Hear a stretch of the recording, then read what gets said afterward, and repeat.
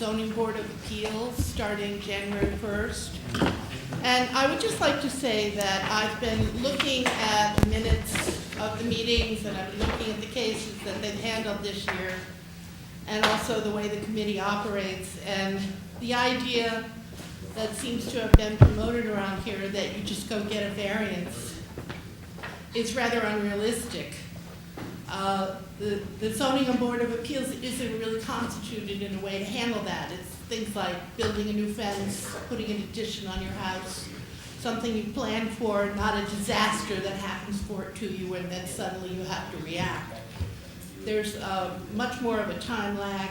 I don't think that, from what I've seen so far, it's just an extremely lengthy and strange way to handle anything. So, and I suppose I will have more experience with the way that committee works in the new year. Thank you. Thanks, Carol.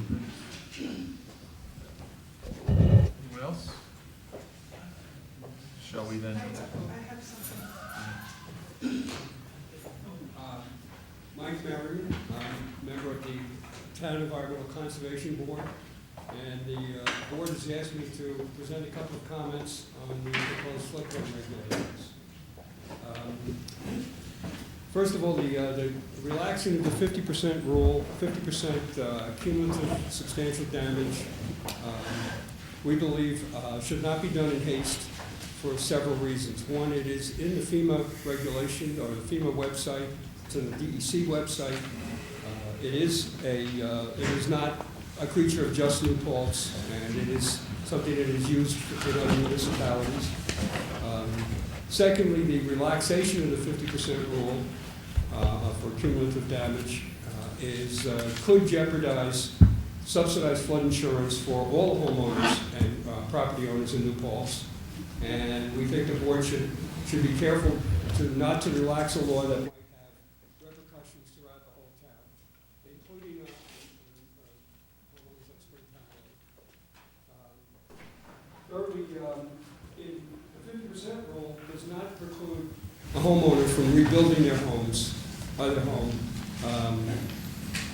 It simply says you must comply with the new standards. Some folks equate that to, I would never be able to rebuild. And so it has taken hold in the community that this law prevents me from rebuilding. It prevents a person from rebuilding. There is no prohibition in the law on rebuilding. It just means you have to meet the new floodplain regulation if your house was in a non-conforming house or structure from before the floodplain regs.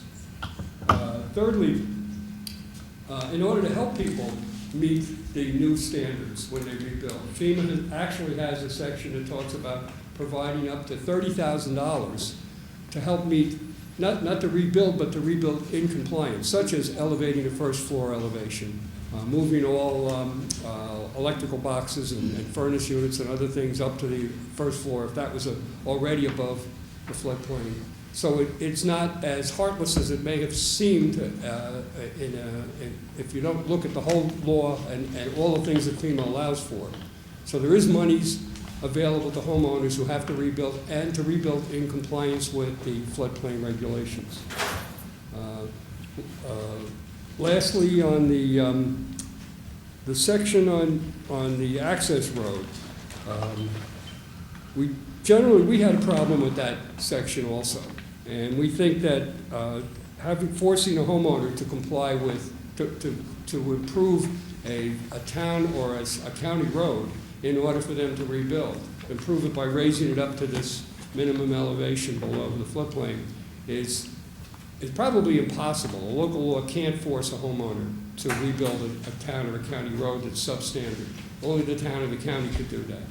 We do think that the 1.5 foot below the flood elevation is still a good standard, and that is part of, in light of this $30,000 that the FEMA is willing to provide to flood damaged properties, that could go toward helping the homeowner improve the driveway and raise that if that was still one of the substandard aspects of it. But we think the section that talks about public roads should be stricken. It's not the homeowner's job to fix a public road. when they're repairing their flood-damaged house. And we don't think the law could legally require someone to do that or prevent them from rebuilding because they're not paying to rebuild a town-to-county road or improve a town-to-county road. So we believe the standard there is something worth keeping in the regulations, the 1.5 foot below, no lower than 1.5 feet below the floodplain elevation. But we think that the other section should be certain about town-to-county roads.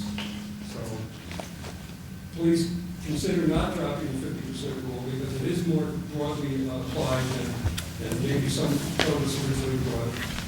Please consider that there's $30,000 additional dollars that may be available to homeowners back into compliance or to meet the new compliance standards. And please consider dropping that section about the driveway regulations about forcing a homeowner to make a town-to-county road come into compliance, even though they have no right to do that, they have no responsibility to do that. And thank you for your time. Mike, I have a question for you. You mentioned that FEMA has financial assistance available. Is that available by right or by application? And if so, is the applicant the homeowner or the municipality? I think it's individual homeowners.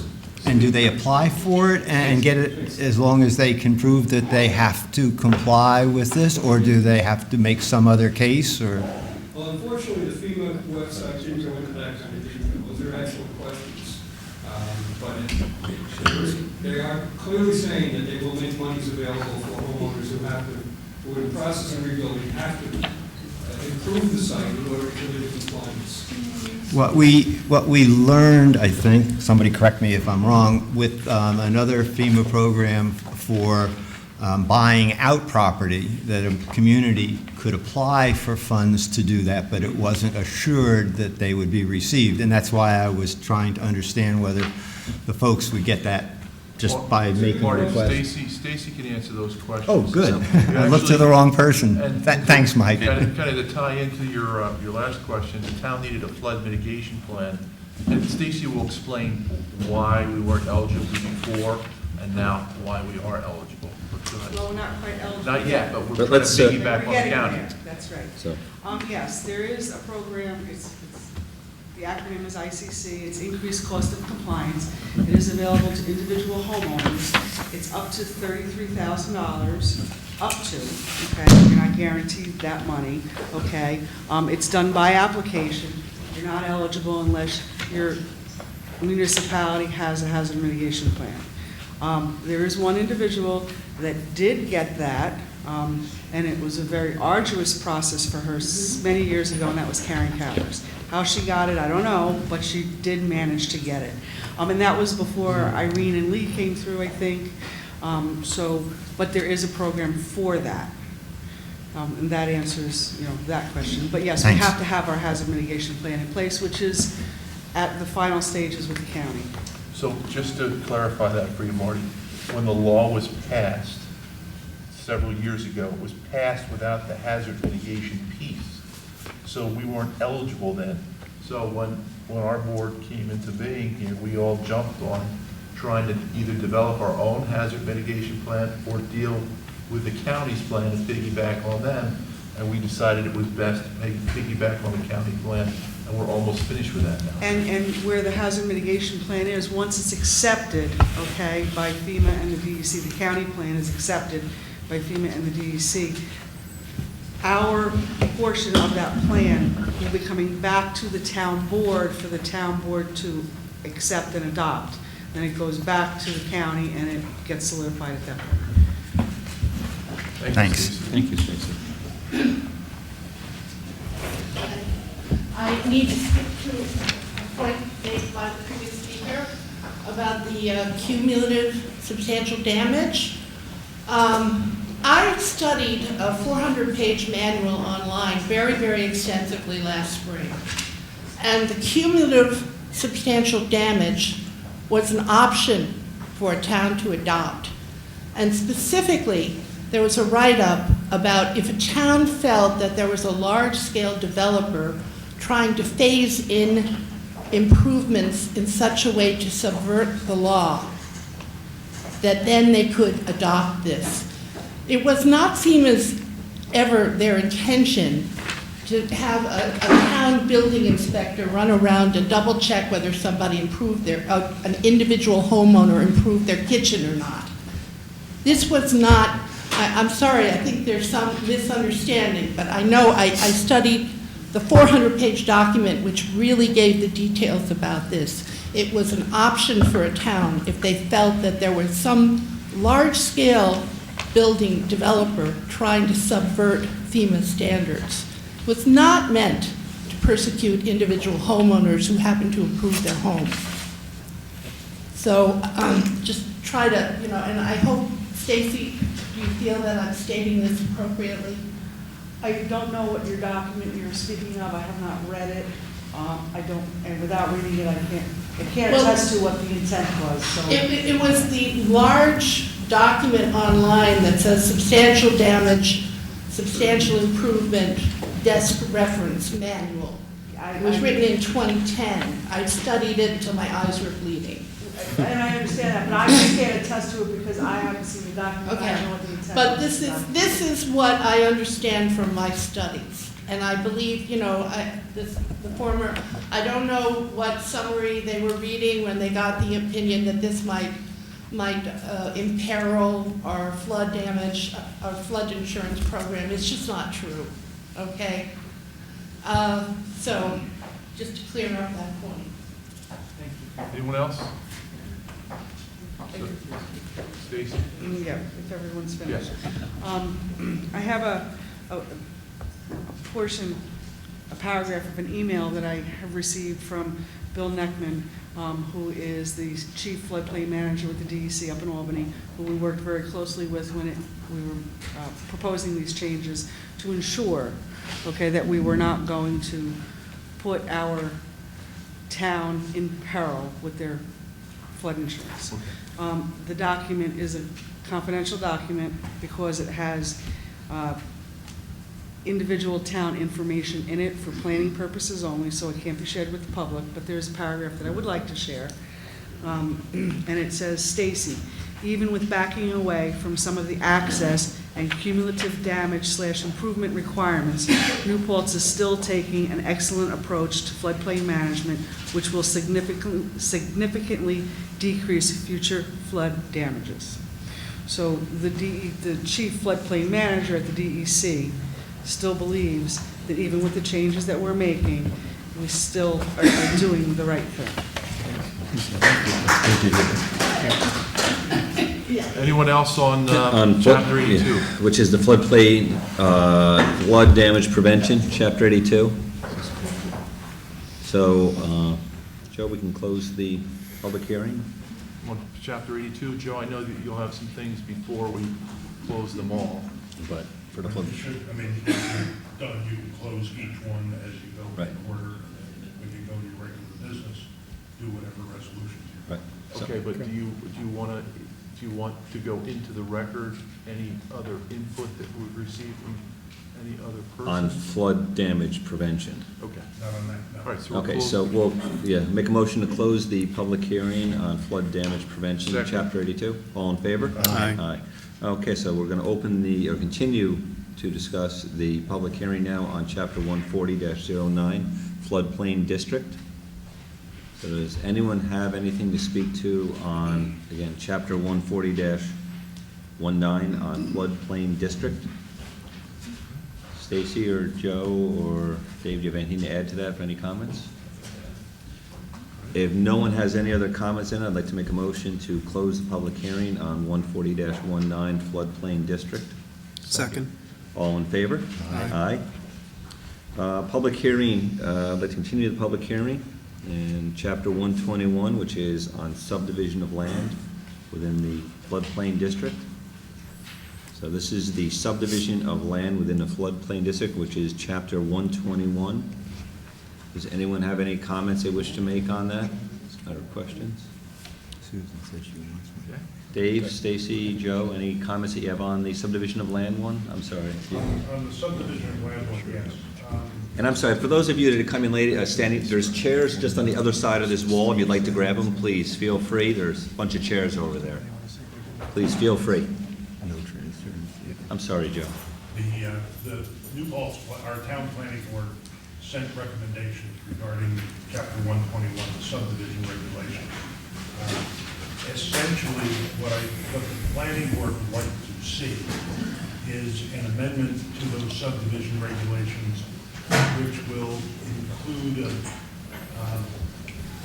more information to any proposed applicants for a subdivision of the types of things that the board is going to ask for as part of the review process, so that somebody making an application can know in advance what they're supposed to address under flood prevention, flood damage prevention laws that we have on the books, and have a plan for them to review instead of coming in, finding out about them, and then having to go back and redo things. So they would like to expand that, the changes to that local law.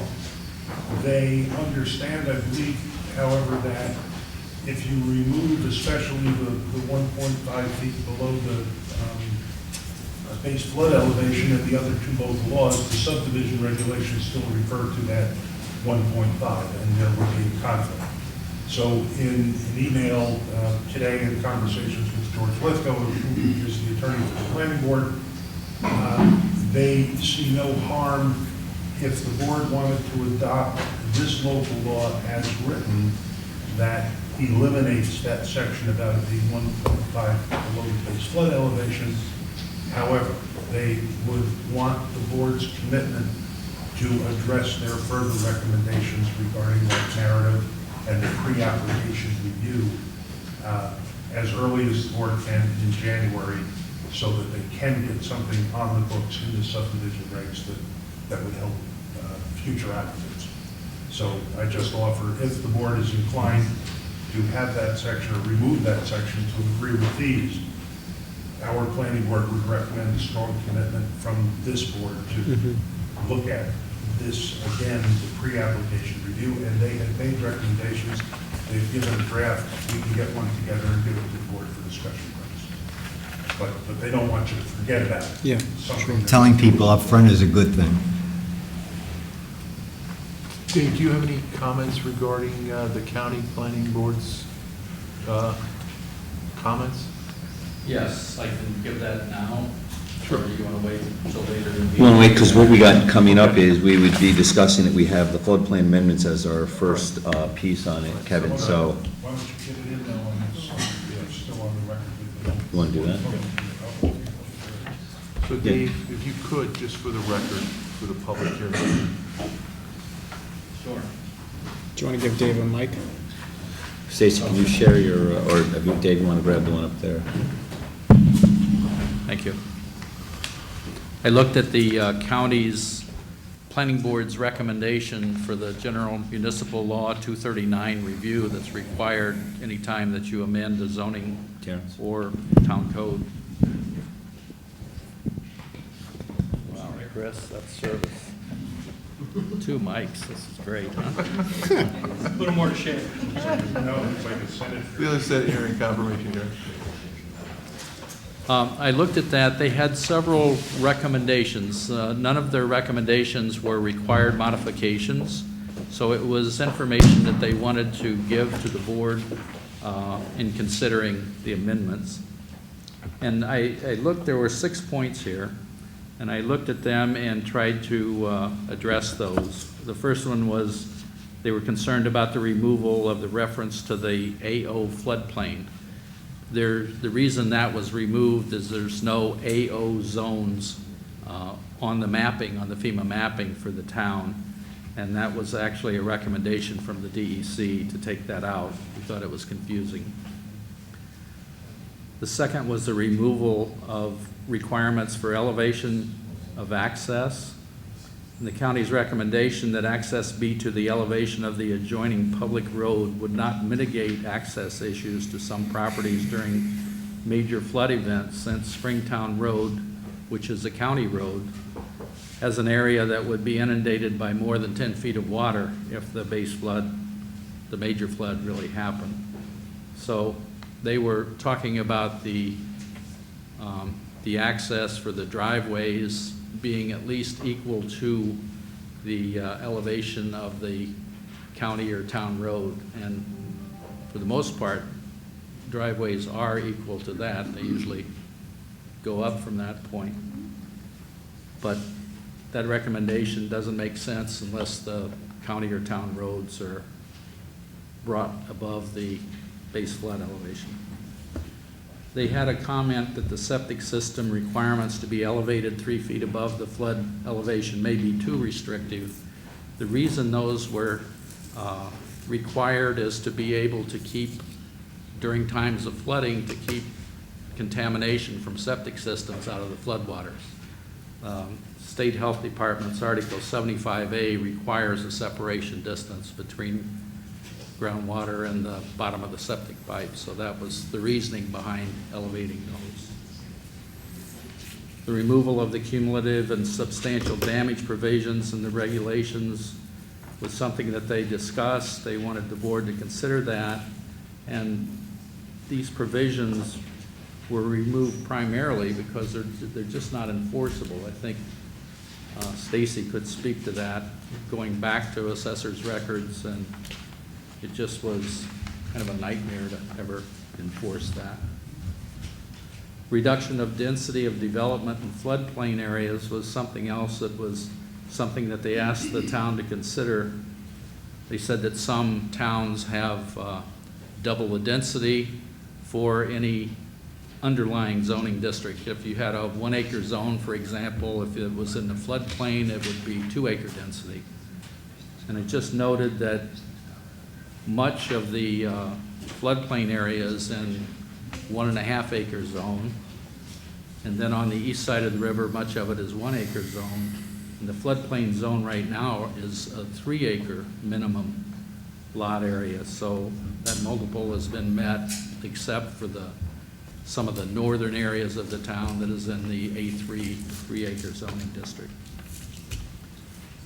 Then their final recommendation was participation in the FEMA community rating system and use New York Rising funds to obtain assistance with this alternative. I think this is something that the town could consider. I think it's really a long-term process. It's more in the future planning of the town. I know that the town and the village now have started the comprehensive planning process, and this might be something that could be included, something considered with that process. Stacy says that she could use a microphone. I can actually speak to the community rating system program. You know, I've looked at it several times, and I've looked at the participating jurisdictions within New York State that participate in the CRS program, and there are very few. So during this process, in my discussions with Bill Neckman, I asked him, I said, you know, why are so few municipalities in the state of New York participating in this program if it could potentially save homeowners up to 50% in their flood insurance costs? And he said because the majority of the municipalities that would participate in the CRS program just aren't large enough. They don't have the staff. It's a very arduous process to get through. And it's just that, a community rating system. Kind of like our ISO, if you're familiar with the ISO, you're rated based on what you have, what you've done in the past, what your local zoning regulations state. So they come up with a rating. And if the rating, and I'm going to go simple, is from 1 to 10, 1 being the best and 10 being, you know, qualifying, okay, and you come in at a 9, the town has spent months and months preparing, getting into this rating system to save the taxpayers maybe 0.5% on their flood insurance costs. So this is one of the reasons why a lot of these municipalities have not embraced this, because it's just expensive, arduous, you know, and they just don't have the resources to do it. And I think that's why the county is saying to use New York Rising as your resource. So that's, it's something that, perhaps the town should look at down the road, but right now, I don't see it happening. Okay, thanks, Stacy. Thank you. Yeah. Does anyone else have anything else on the Chapter 121 subdivision of land? Then I'd like to make a motion that we close Chapter 121 subdivision of land. Seconded? All in favor? Aye. Aye. Okay. So the next public hearing we were going to go right into is for the public hearing on proposed water district number 5. So, anyone have any comments on the public hearing on proposed water district number 5?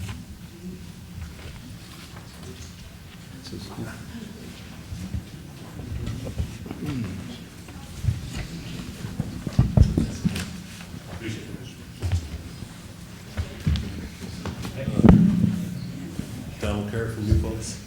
I see many people in this room at the table and in the audience that I look forward to working with on issues as colleagues.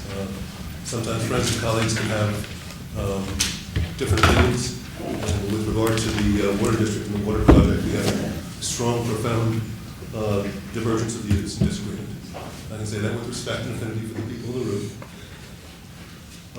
I think it's uncontroversial to say that the path that's been chosen, drilling at Plains Road, is the single most expensive of all the options.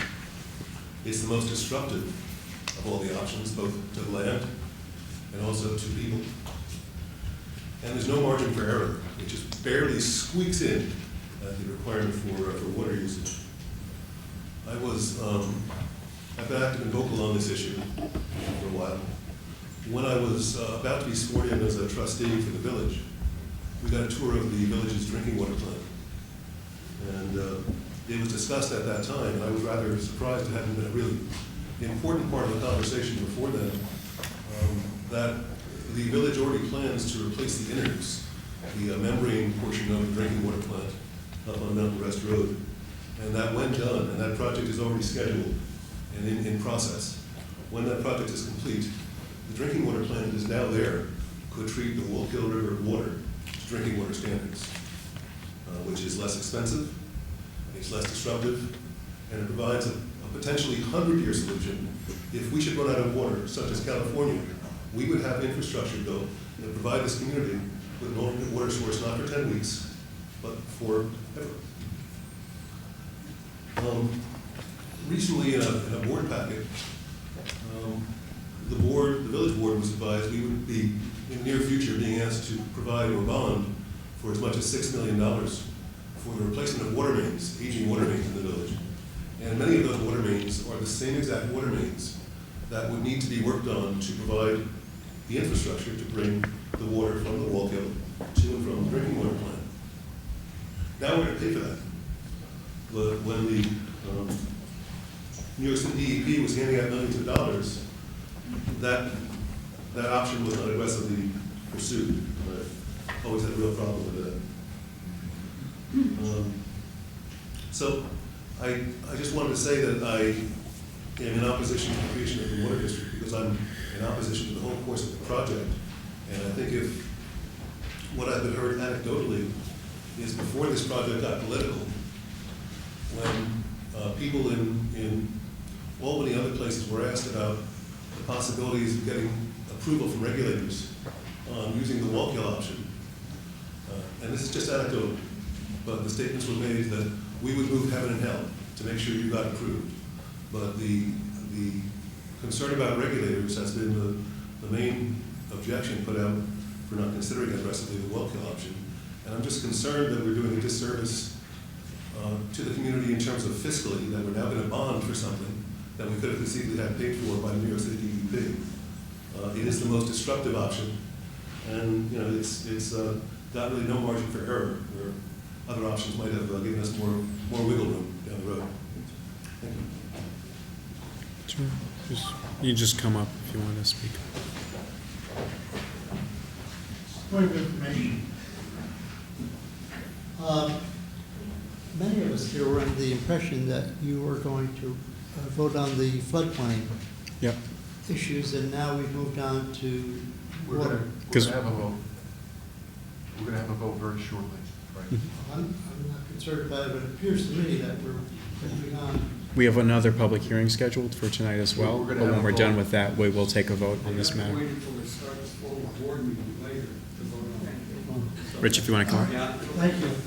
On the creation of the water district, I just have a kind of important comment to make. I'm actually not affected, I live on Springtown Road, I'm a registered nurse. I've been working, mostly on the floodplain issue, and that's what's most effective to me. I'm also a member of a recently created Wallkill River Watershed Alliance to try and clean the river. So I have to share something with the group that's really something that I haven't even shared with the Alliance yet. I've been in very close contact and discussions with both the DEC and the DEP regarding listing the Wallkill on a particular list called the 303D. The 303D is listed every 2 years. It is a list of impaired water bodies that suddenly get attention. Listing on 303D doesn't mean the river's going to get clean, but to ever clean it, has to be listed on the 303D first. So, in light of that, in January, Jeff Myers from the DEC is going to release his list on 303D, which the Wallkill River may or may not be on. If it's not on, I am lobbying with the EPA at the very highest levels in Region District 2 in New York City, with the director there to have the EPA input on that. So I'm suspecting that either in 2016 or 2018, the river's going to be put on an impaired water body list. That doesn't necessarily affect what Don said, but just be aware that I'm pretty sure the Wallkill is going to be on this list, and it may or may not have an impact to the community to think that the drinking water is coming from it. That's all. I just wanted to say that, that's for the record. Thank you. Thank you. You come right up on it, Rich. You're good. I'm greatly disappointed that the town board is going forward with efforts to withdraw massive amounts of water from the Plains Road site as a backup source for the village of New Paltz. Test pumping in 2014 demonstrated this effort will ruin the aquifer under our homes. We wish to keep our well water. Our group, the Plains Road Water Watch, has repeatedly pointed to alternative sources of backup water supply for the village. These include, but are not limited to, treating water from the Wallkill River, piping treated water in from Highland, and taking a larger water withdrawal from the Plesser site, assuming the water is potable. The town board has improperly failed to invoke the state secret law. Secret is designed to assure proper study of potential environmental effects and assure an opportunity for meaningful community input into the town's actions. Water district petition or board vote with referendum. The proper way to create a water district is under Article 12A of the town law.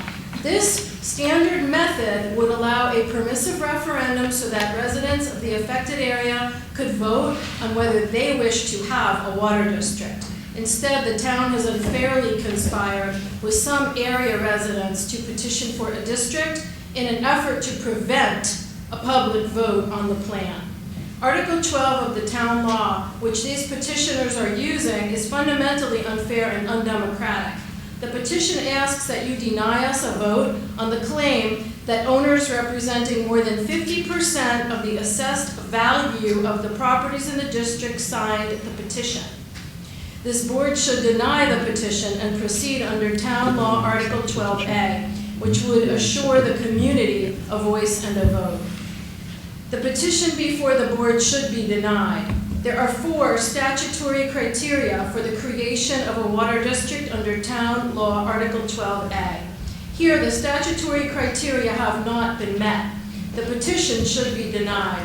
First, the signed petitions are inadequate. The signatures do not represent more than 50% of the assessed value of all properties in the proposed district. Also, the petition includes the signatures of persons who are not authorized to sign or are not authorized to bind all owners. The description of the district in the petitions is not sufficient. It does not properly describe the boundaries of the district. The petition does not show all water outlets and does not show where fire hydrants would be placed. The maximum cost or expenditure is an estimate which is improper. The estimated cost per household is deceptively understated at just $18 a month. The average household will use much more than the 200-gallon per day estimate on which this is based. Second, as stated by others, not all persons in the proposed district will be benefited from creation of the district. I myself am not benefited, and I speak for several others on my road who could not be here tonight due to illness. I will continue to use well water when possible, yet I will have to pay for the water district even when I don't make use of district water. Also, I much prefer well water for health reasons. I believe the resale value of my home is enhanced by well water. This benefit will be taken from me. Third, not everyone who will benefit from the creation of a district is placed in this proposed district. The primary beneficiaries of the proposed district are residents of the village of New Paltz. While village residents will pay for water when used, Plains Road residents will be responsible for the capital costs and maintenance for the water treatment plant and transport infrastructure. Fourth, it is not in the public interest to grant the petition. As noted, the plan to withdraw water from beneath Plains Road will significantly damage the environment. There are alternatives that are better for the environment and for all interested parties. Also, it is undemocratic and not in the public interest to grant this petition over such strong community opposition. Thank you.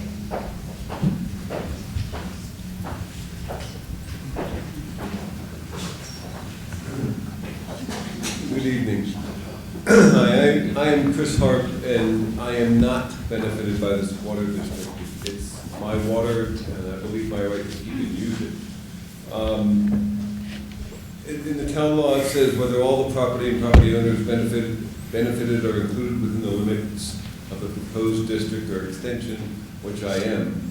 But I am not benefited on the amount of water that I use is quite intense, being that I run a farm, and it's a bee farm. I also am referring to the EPA's, United States EPA, calculations of water usage by the average family of four is 12,000 gallons a month, and I believe that piece of paper that we got passed out by the town saying we'll be allowed to use up to 6,000 gallons a month. And that's just for a family of four. That's not to run a business. So again, I'm not benefited by that.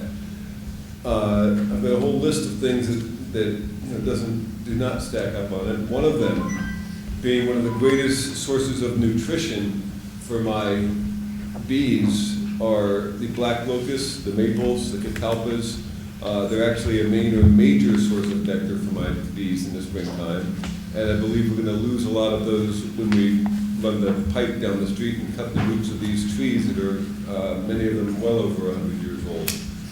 The only reason that I can possibly have as many bees on my property as I do is because of the trees that I have in my vicinity around my farm to supply my bees with the nectar source that they get from these trees. As was said earlier, I believe that the petition was also undemocratic. For a percentage of the property owners with greater monetary value is not democratic. Democratic would be one person, one vote. Again, I need water users to feed bees. I need water users intends to water my foliage that I use, which produces the nectar that the bees need. So watering plants, etc. I know I exceed way beyond 6,000 gallons a month, and that my well has never gone dry in the 26 years I've been here. The response that I got last time I was here by Susan Zimmett about I would be willing to accept a bladder at my house for 3 10-week periods over 3 years, which is less than a year in total. So if everybody just got a water bladder and they were refilled and we were supplied with water in that manner for 3 10-week periods, after that we have our water back. Versus buying our own water, per se buying our own water from ourselves.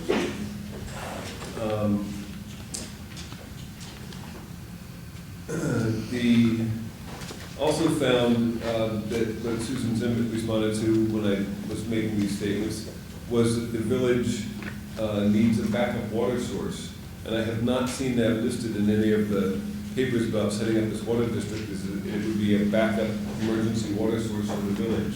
The village has never had a backup water source apparently.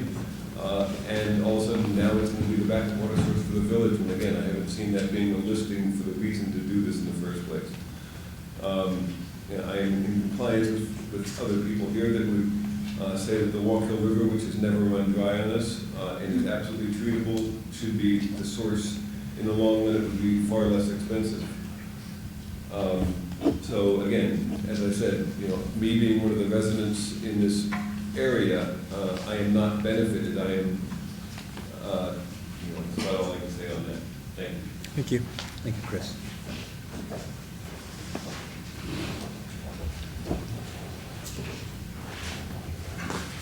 I'm Sue Weber, I live on Plains Road. At the last town board meeting on November 18th, after the petition calling for a water district was presented, it was stated that in addition to the use of 101 Plains Road for the village during the Catskill Aqueduct shutdowns, as Chris said, it was also stated for the first time that it was going to be used as an emergency water backup. It's specifically stated in the intermunicipal agreement that during non-outage periods, when they're using it for the Catskill Aqueduct, when they're not using it for the village, the water from 101 Plains Road will only be used to meet the needs of Water District Number 5. This statement regarding emergency backup is again raising the issue of the viability and sustainability of the aquifer over time.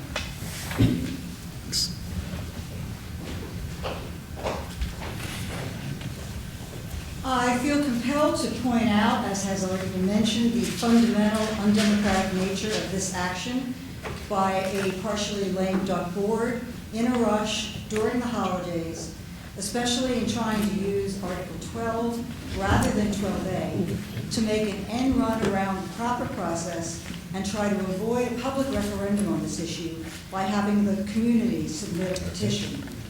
Indeed, as has been true throughout this project from day one, there are implicit and explicit conflicts of interest in this entire petition process, with local government essentially initiating the petition and then a cadre of some neighbors working directly in tandem with certain members of the town board, with the town attorney's involvement, as well as the town engineer's active participation.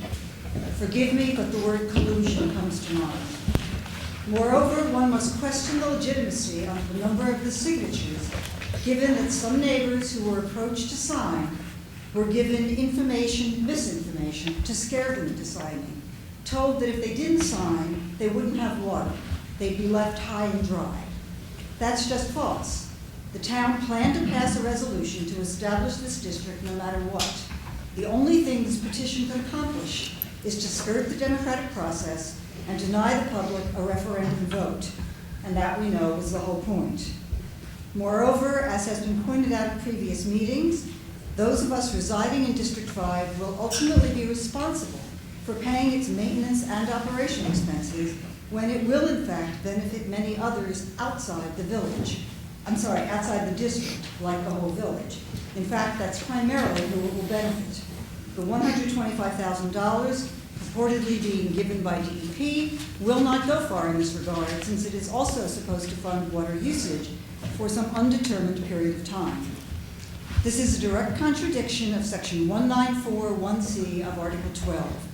All of those who are benefited are not included within the proposed district, nor is there anything in the petition or in the town board's resolution for this hearing that commits in writing to many of the so-called concessions and provisions you have verbally heralded in the past.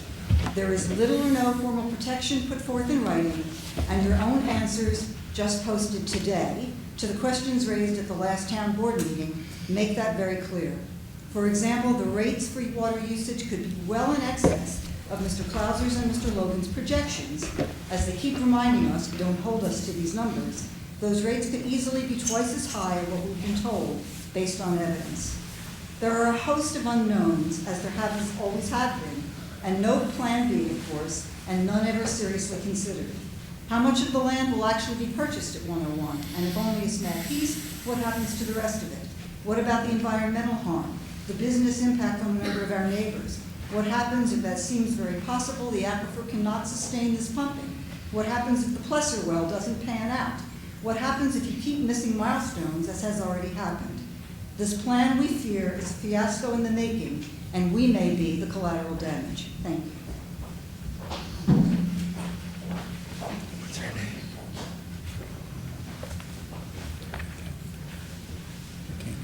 Anyone else have any public comment on the proposed water district number 5?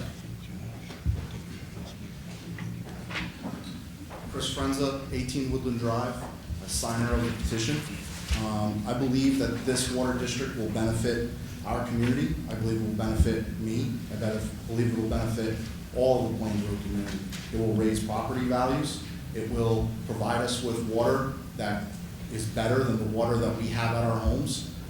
And it will make Plains Road a better place. Put me up first, please.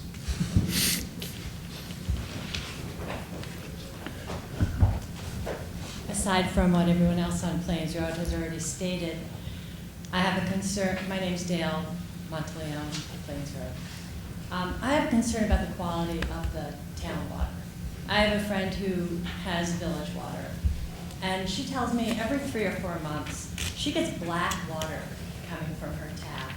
She'll try to do a load of white laundry and her clothes will go black. She's afraid to shower with her mouth open. She feels like she's living in Mexico without the benefits of the sunshine. And I'm really concerned about the quality of the water that we'll be getting. My water has been great the 20-something years that I've lived in my house. And then I also look at the amount that it's going to cost.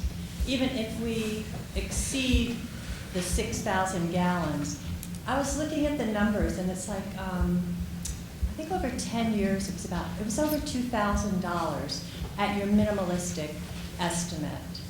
I haven't paid that for my water in the 20-something years that I've lived in my house. I replaced my well pump once, and you keep trying to tell us how this is going to be cheaper and better for us, and I just don't feel good about it.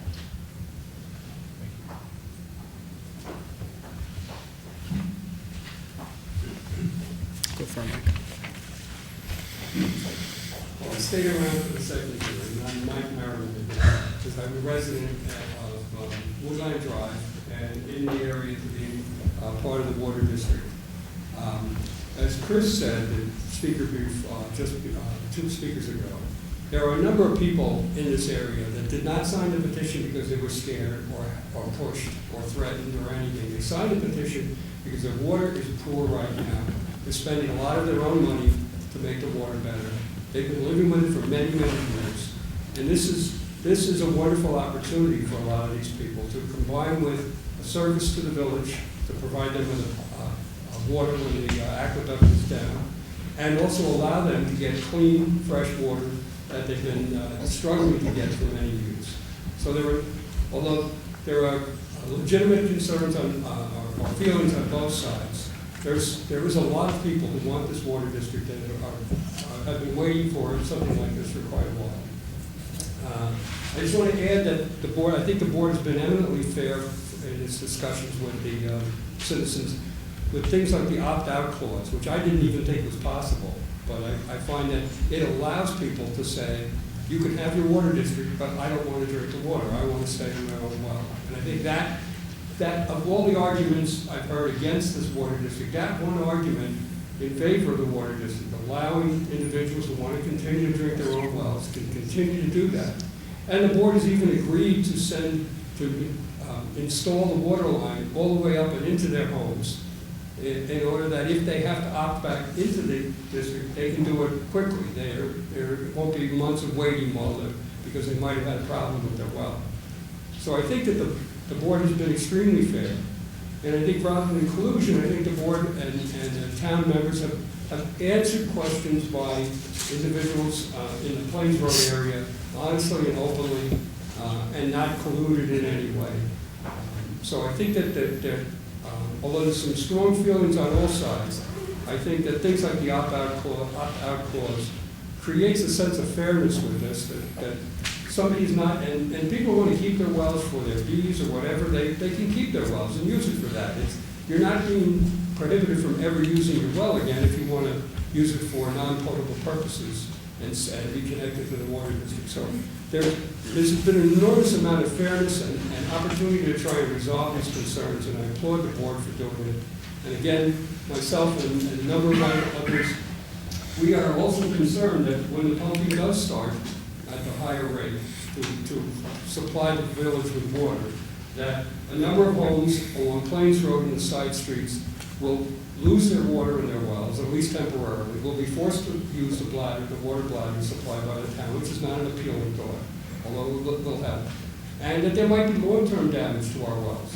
So we think that the inevitable pumping of this well to provide the village with water means that there has to be a water district. If people want to opt out and hope that their well isn't affected during the 10-week pumping period, it's fine. But please do not stop the homeowners who will need this, myself included. I'm not that far from the well, but my private well might be affected. Please don't, please allow us to have the water that we're going to need. And if people want to opt out, that they have that option. Their rights to their own drinking water will not be affected, unless, but the board is doing the right thing, because there could be effects on even those wells. So I just think the board has done very well all along, and even though there's strong feelings on both sides, which I acknowledge, but this is something we have to do. And many people honestly want this water district, not forced to do it. Thank you. Thanks, Mike. Did anyone else want to speak on public hearing on proposed water district number 5? So, Sorry. no, sorry, no. I agree with him. I think where your mistake was in choosing Plains Road. I mean, you have to have a water district if you choose Plains Road. We can't opt out. If we opt out, it's already been proven that our wells are contaminated when you start pulling water out of 101 Plains Road. I had coliform, people had lead, there was E. coli. We cannot use our wells when you do this. So yes, of course we have to have a water district. The mistake was not looking for another source of water. Thank you. Any other comments on proposed water district number 5? So then for what we're going to do is we're going to keep the public hearing open. And then what we will do in keeping it open is we will be advising everyone of the next hearing date. We will republish it when we have more information or as is needed. This will include the CEQA process. So this is part of the CEQA process, the petition to create Water District 5, the petition we received as the board. So the board has received it, we accepted the petition. It is part of now the process. And so we will be keeping this open and we'll be closing it for tonight. We'll be adjourning. I apologize. Adjourning it for tonight. Does anyone has any other comments here? No? Okay, so. We don't have to take a vote, Joe, to adjourn. We can just. Nope, that's it, just adjourn for tonight. Okay, thank you very much, everyone. I know those of you that came for the floodplain amendments, that is actually part of the meeting because we need to vote on it. So that is the end of our public hearing for the floodplain and for Water District 5. If anyone who wants to leave now, feel free to leave, and now we will, next is we will open our town board meeting. Let's give everyone a moment. Do this with Joe.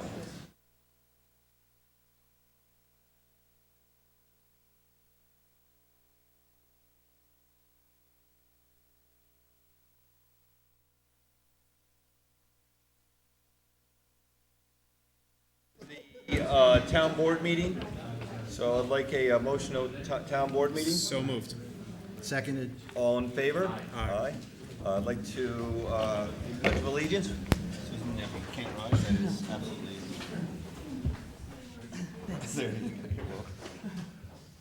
I pledge allegiance to the flag of the United States of America and to the republic for which it stands, one nation, under God, indivisible, with liberty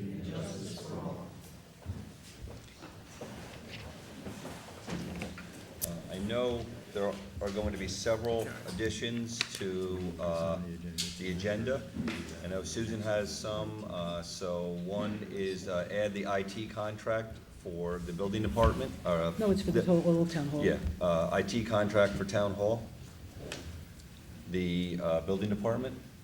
Do we need to, Stacy, do the building department? Okay, Do building you have department. that? You have it prepared? Okay, so we'll also add the building department lien. And do the police contract. Yep. We also can add the acceptance or vote on the police contract.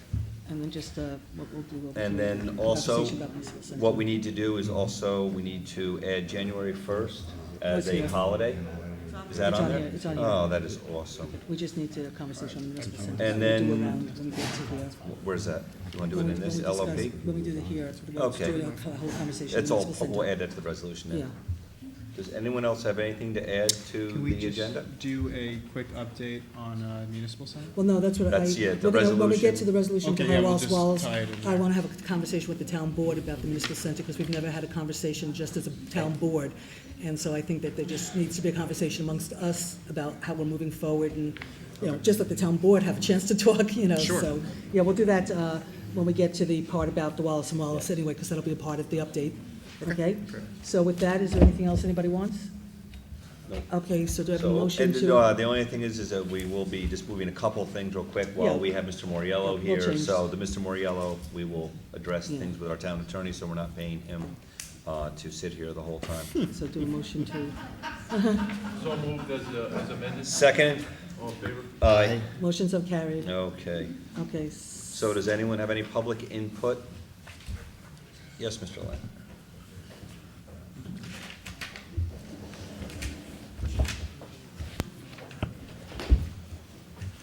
As this is one of the last meetings, and possibly the last meeting of this town board, I just want to take a minute aside, okay, to thank Susan and Kevin, who will be leaving the board, for their work and their dedicated work over the years. I've not always agreed with you, but that's the democratic process.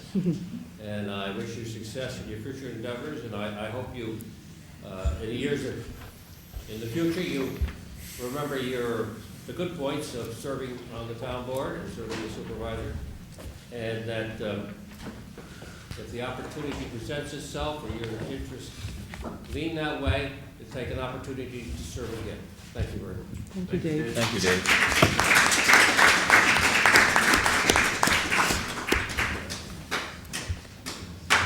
Is there anybody else who would like to speak during public comment? Okay, so I think a lot of people are waiting for. We have announcements still. Oh, so Did anybody anyone have any announcements? announcements? You asked for public comment. Yeah, I do I'm sorry. have, I have an announcement. Sure.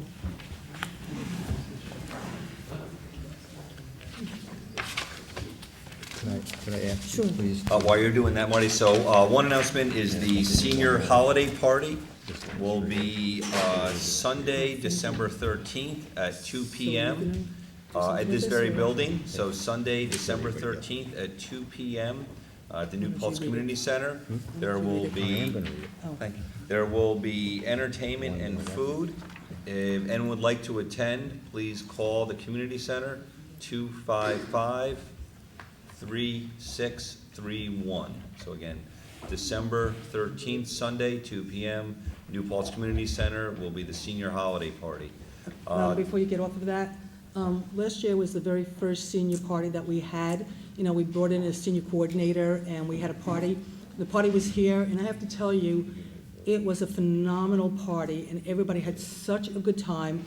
There was a lot of food that was made. There were a lot of seniors from the high school that helped cook, and they did the decorations. We had entertainment. Kathy Puglisi's son, who's a professional, sang and did music, and people danced. We ended up having gifts. There were raffles that people didn't have to pay for, but they got raffles with a lot of things that were dedicated from the community. And I have to tell you, everybody who came had a fantastic time, really enjoyed themselves. So this will be our second annual one. I can't even believe that it's already upon us, because it feels like it was just a couple of days ago that we had the last one. So if people can come out, I have to tell you, it's really an event worth coming to. And it's nice to be with the seniors of this community and share some really good spirit with them. So it was really fantastic, and I really urge everybody to come again.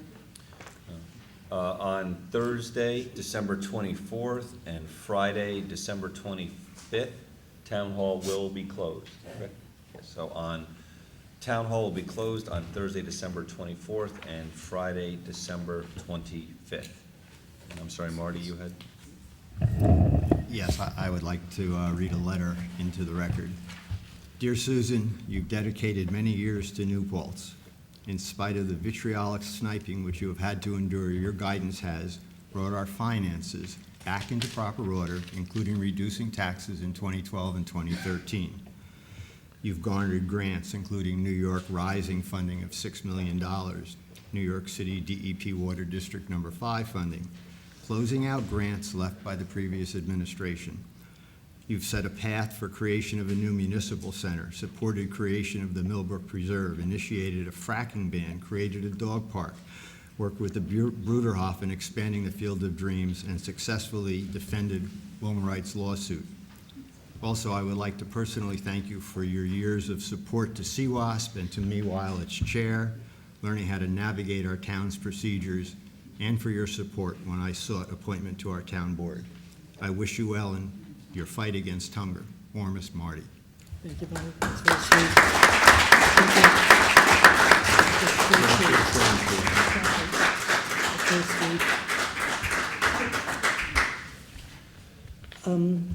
Is there any other announcements? Okay, so with that, I think, Right into the floodplain amendments. so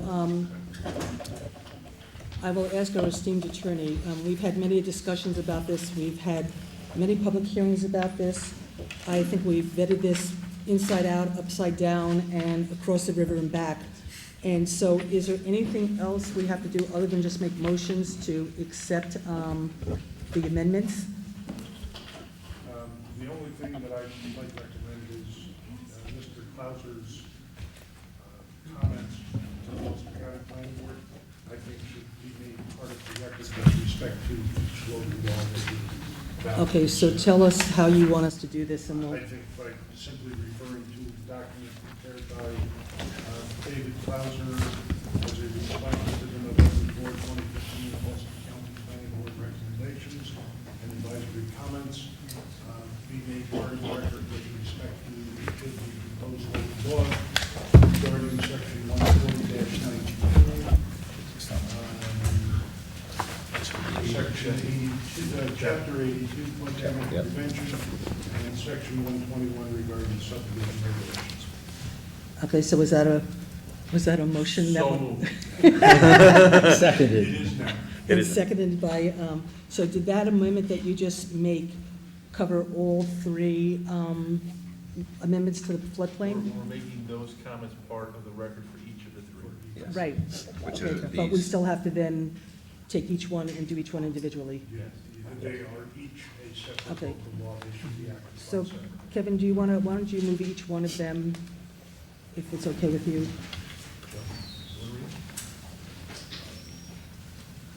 Why don't we let council Okay. They're fairly lengthy. They have, Do we have to read the whole entire thing? they have been published, they have been posted. The ones you read and summarize, Joe, should go. Which one do you have first? 82. We have 82 Can we first, just give Joe a mic? Yeah. which is, it should be flood Okay, so damage give, prevention. why don't you, Stacy, give him,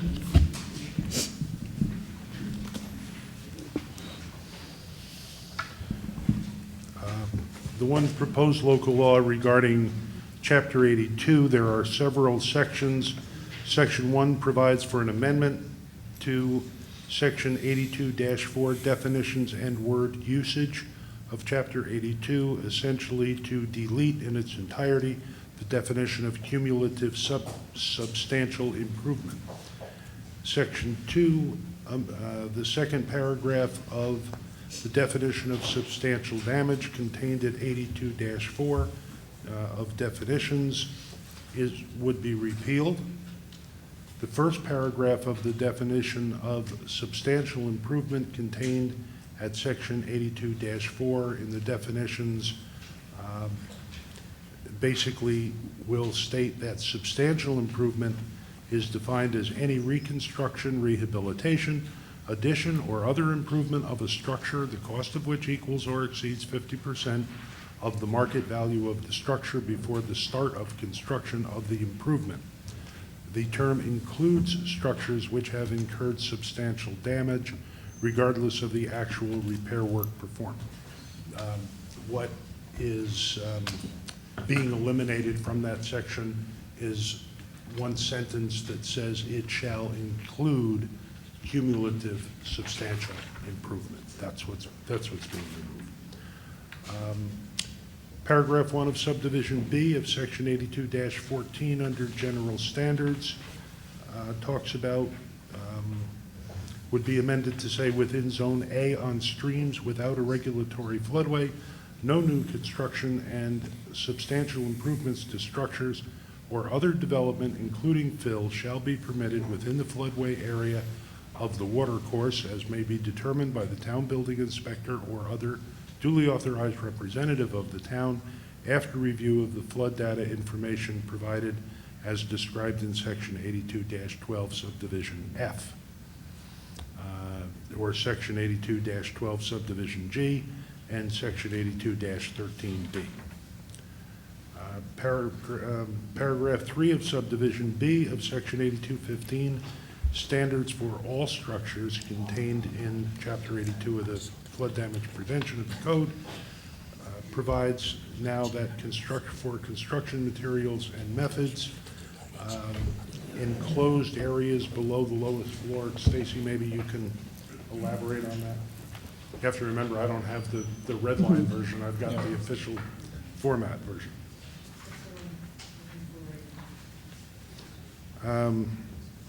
Subdivision A of section 82-16. No, I'm sorry, 82-15, standards for all structures. The third paragraph of subdivision B. We deleted the term applies to non-residential buildings because it applies to all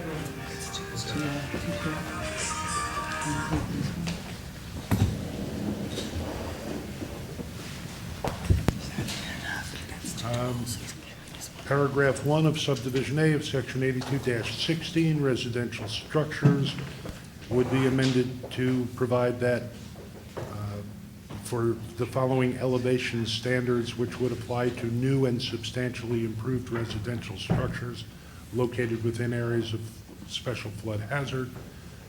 And subdivision A provides for elevation. It says within zones A, E, and AH, and also zone A if the base flood elevation data are available. New construction and substantial improvements shall have the lowest floor, including the basement, elevated 2 or above 2 feet above, the base flood elevation. I think we're omitting the AO zone in that paragraph. Okay. And I believe the next amendment, subdivision 7, is the same, that it takes out zone AO. The amendment, paragraph 8, subdivision C of section 82-16, residential structures, contained in Article 5, construction standards, it would be repealed. And Stacy, that would be the access. That's the access provision for the 1.5 below floodplain. Subdivision D of section 82-16, residential structures contained in Article 5, construction standards, again, is repealed. Again, the access. The same would be true for the non-residential structures, I think, right, Stacy? Under 82-17. Amendment 12 would be the same for non-residential structures in the construction standards, right? That's correct. Okay. Removes it with respect to manufactured homes and recreational vehicles as well. Then essentially the local law supersedes any prior local laws that may have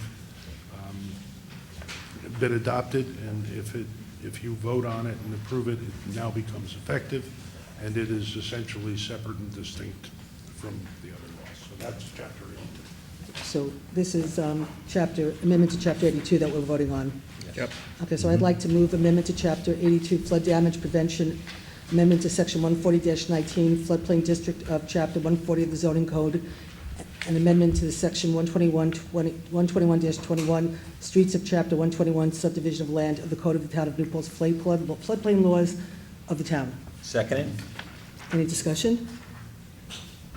All in favor? Aye. Aye. Aye. Okay, motion so carried. Now we have to do the two others, right? Yes. Not done yet. Two more. Okay, so Joe, why don't you, The next would be section 140-19 in the floodplain district. The next one.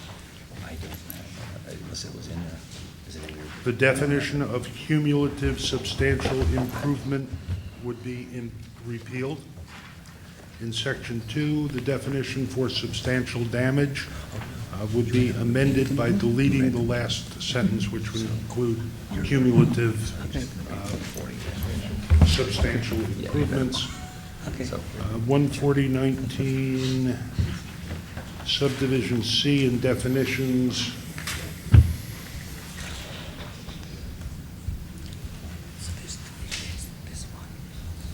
Would be repealed. That was also the third paragraph in the subdivision regarding substantial improvement.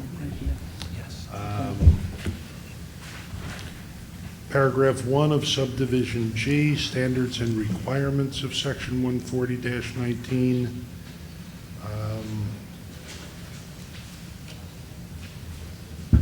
One of subdivision That eliminates the last few words, shall be elevated on compacted fill materials. All right, okay, yeah. It provided for all new residential buildings located within the flood fringe or the FF subdistrict shall meet the standards and criteria of Chapter 82 flood damage prevention of the Code of the Town of New Paltz, and it would strike and shall be elevated on compacted fill material. The next paragraph of subdivision G would also be repealed in its entirety, and that is essentially the section that would require the access to be not greater than 1.5 feet below the base flood elevation.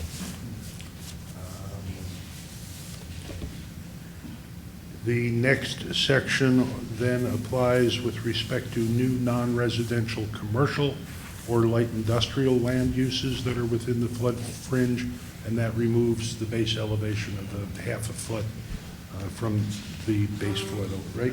No, that eliminates, shall be elevated on compacted fill materials or shall be flood-proof. We eliminated that portion of the sentence. That's 1, 2, 3, right? Oh, I'm sorry, that's right. Yep, I'm sorry. Yep, there is that one. The one that I just mentioned is the next section, that it would eliminate the base flood elevation requirements with respect to commercial or light industrial properties.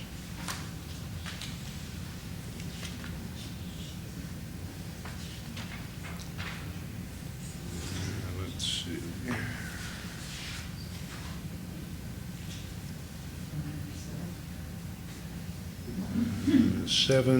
Section 7 repeals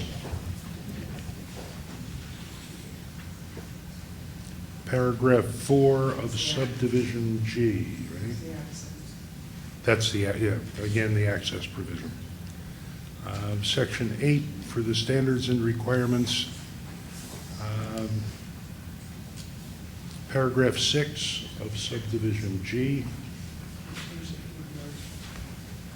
Change the cubic yardage from 20 cubic yards to 40 cubic yards. Which is consistent with the rest of the town Which is policy. consistent with the Right. And that's with respect to the volume of fill materials to be placed within the floodplain. Okay. All right, Stacy, your next one, paragraph 10, subdivision G. Yeah, we omitted A.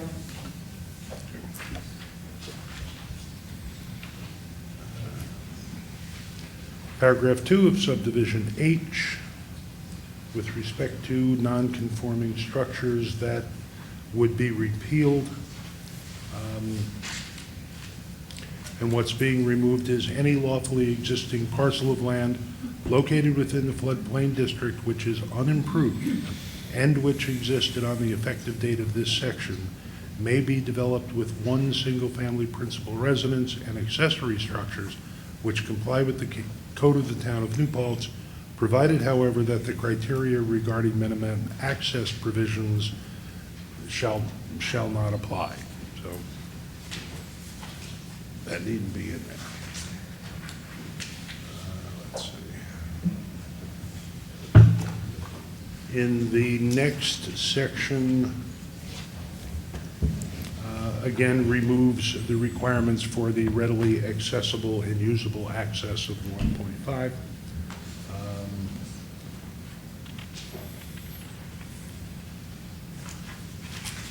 And yeah, the last one, I guess, is to amend the provision regarding existing non-conforming dwellings so that it will read, no existing non-conforming dwelling which is located within the floodplain district shall be enlarged such that the living area of such dwelling, excluding the basement, shall be increased unless the enlarged facilities are constructed in compliance with the provisions of this section, Chapter 82 of the Code of the Town of New Paltz, and the Uniform Fire Prevention and Building Code.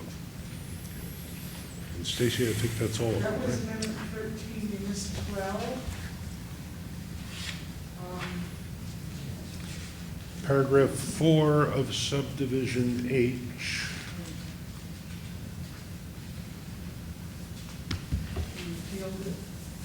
And that was for substantial improvement. You repealed those. That's right. substantial improvement. Yep. All right, so, and it repeals subdivision 4 of subsection H. I think that's all. So Joe, just for technicality, when I moved the first one, I think I did Chapter 82, Section 14019, and Chapter 121. I think I said them all three, didn't I?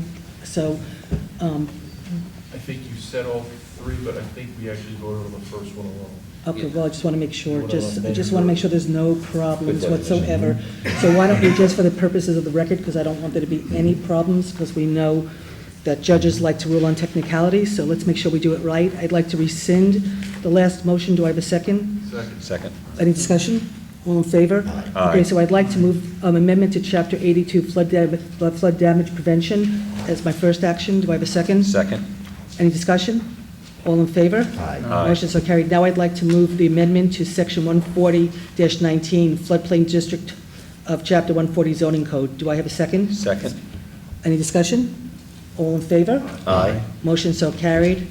Okay, now we're up to Chapter 121. Chapter 121 is the subdivision of land provisions in our town law, because we have separate subdivision regulations. This one's easy. Paragraph 2 of subdivision H regarding driveway access under the provisions for streets is amended as follows. The driveway access within floodplain areas, all driveways must comply with section 140-19 of chapter 140 and with the provisions of chapter 82 of the Code of the Town of New Paltz. So it removes the requirement about the 1.5 feet below the base flood elevation and will then make the subdivision regs conform with, well, now the amended laws to chapter 82 and section 140-19. Okay, so I would like... This is the one, however, that based on the recommendations of the planning board, I think you can expect that it and I will press this incoming board in January to look again, though, at certain provisions in that and probably adopt a new local law. As Stacy had also mentioned. But only if it says 121 relative to subdivisions. Correct. So, okay. So she'll keep pressing it. Yeah. Okay, so I'd like to move Chapter 121 subdivision of land of the Code of the Town of New Paltz. Do I have a second? Second. Any discussion? All in favor? Aye. Motion so carried.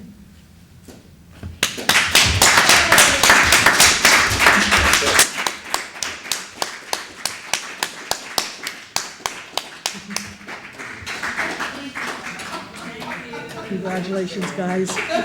Now, those of you that would like to leave, we will take a quick break, but also please stay in touch with Stacy.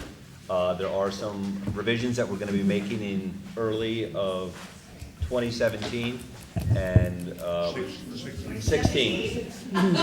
20, I was reading the contract, 2016, so please stay in touch with us, and we're more than happy to be working with you on that. And I just So, want to thank say, you. I just want to say to all of you that you guys really did an amazing job, you know, trying to like make sure that there was education and an understanding of an unfair law that was passed, unfortunately, against you, and your dedication and your professionalism. I just want to say thank you to all of you, and congratulations.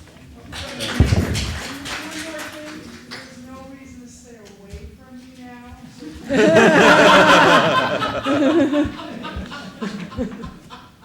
And Frank, you're free to go. But you're welcome to come back anytime, Frank, you really are. Anytime. So we'll just take a really very brief break for those of you that wish to leave.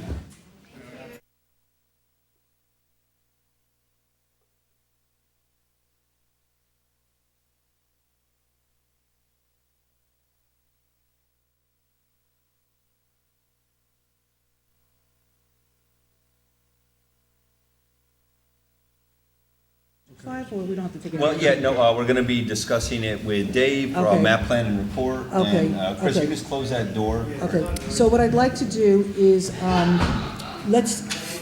you, Josh, close that door? Caroline. It's infectious. Could you? Okay, and we also have Joe here, so we don't want to keep him all night. No, Joe's going. No, Joe, Joe Oh, Schneider. that's Joe, yes, that's, Okay, we will so- take so- care. No, I'm saying, so let's just, guys, for purposes, let's do the building department lien next, so Stacy could leave, because I don't think we need you for anything after that. Then let's do, if it's okay, Dave, with you, because I think the map plan might take a little bit of time, or is that gonna be quick? It's going to be very quick. Map plan and report's So then very we'll do the quick. map plan second, for Water District 5, because then this way you can leave afterwards, right, Dave? Yes. Okay, so we don't need you for anything after that?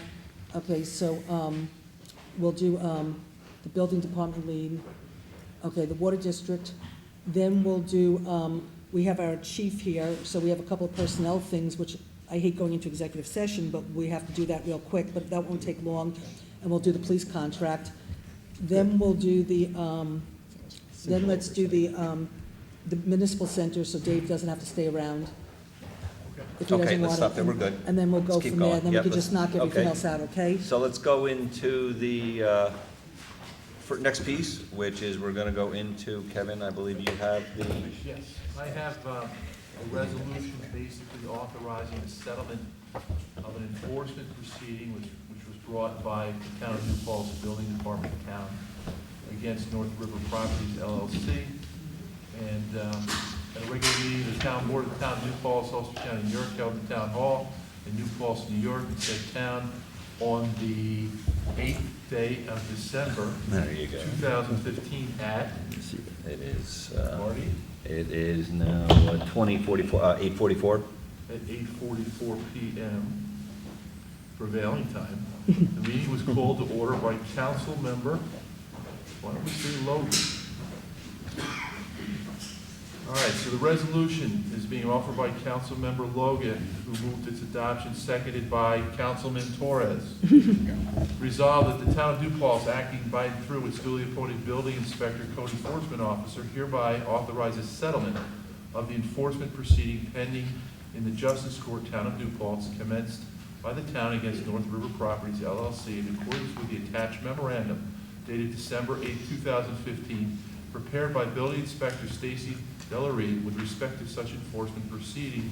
It is further resolved that the Building Inspector, Code Enforcement Officer, and the Supervisor and/or Deputy Supervisor, in consultation with Special Counsel George Lithgow, be and hereby authorized to sign on behalf of the town such other and further documents as are necessary to achieve such settlement, consistent with the purposes and intents of this resolution.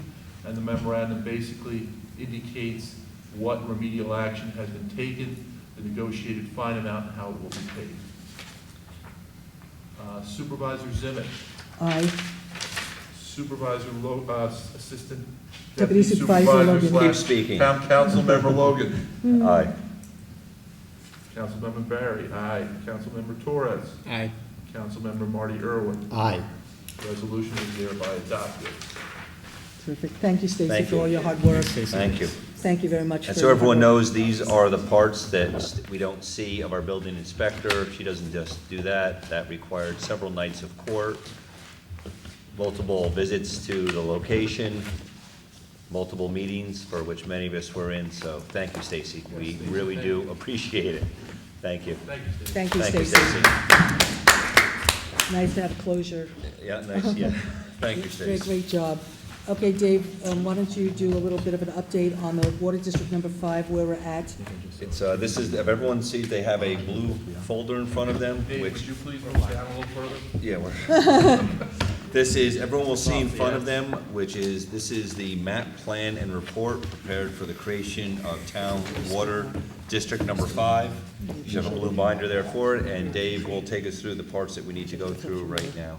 Thank you, Dave. You received this. This is a copy. There was one word change from the electronic version, and there was a change in the list of properties. I had 3 properties in there that actually weren't in the boundary of the water district. So that's the only changes in this report. The report requires, the Article 12 requires that the map plan and report be prepared that describes the water district boundaries, the source of the water supply, the mode of constructing the improvements, the estimated cost of construction, the method of financing the improvements, the estimated revenues that will be generated, the estimated cost to the new districts, of the new district's maintenance and operation, and the maximum yearly cost to the typical property.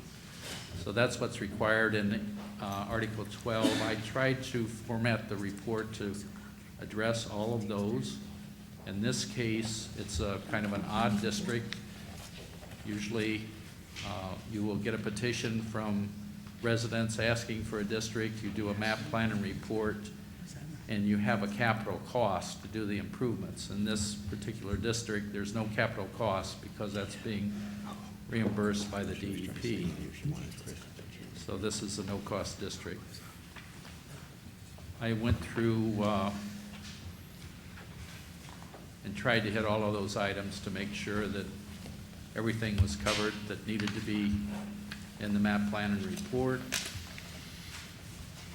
And then the board is going to be considering whether this actually benefits all the properties at the time that you act on this. So, Dave, are we accepting this for now? You can accept the map plan report, yes. Yep, so of everyone who hasn't, again, what Dave is stating here, this is actually also what's going to be going in. We are in the CEQA process here. Absolutely. And this is, what this is part of the CEQA process does require the creation of District 5. And the first part of that is creating a map plan and report, which goes through and then details to each piece of the puzzle. Some of the interesting pieces, what makes the map plan and report, and Dave could go on a little bit more, which is in most map plan reports you look at, you see a lot more of costs to those that are being created for, which makes this one interesting is the costs are in there, but all of this is 100% reimbursable to us through the New York City DEP. So the users within the district will not be experiencing any of the capital costs in developing the system. That's correct. The cost that I came up with here is $216 per year for the average 3-bedroom, single-family home.